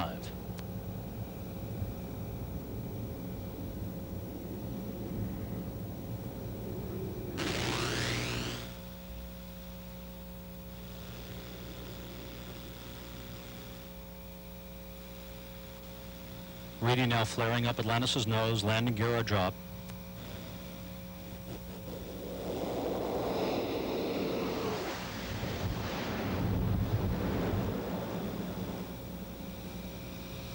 Main gear touchdown.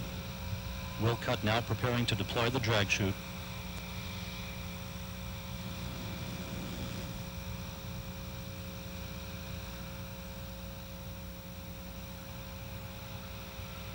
Nose gear touchdown. Atlantis now rolling out on runway 15 at the Kennedy Space Center, wrapping up a 3.9 million mile mission to bring Shannon Lucid home after a U.S. record 6 months in space.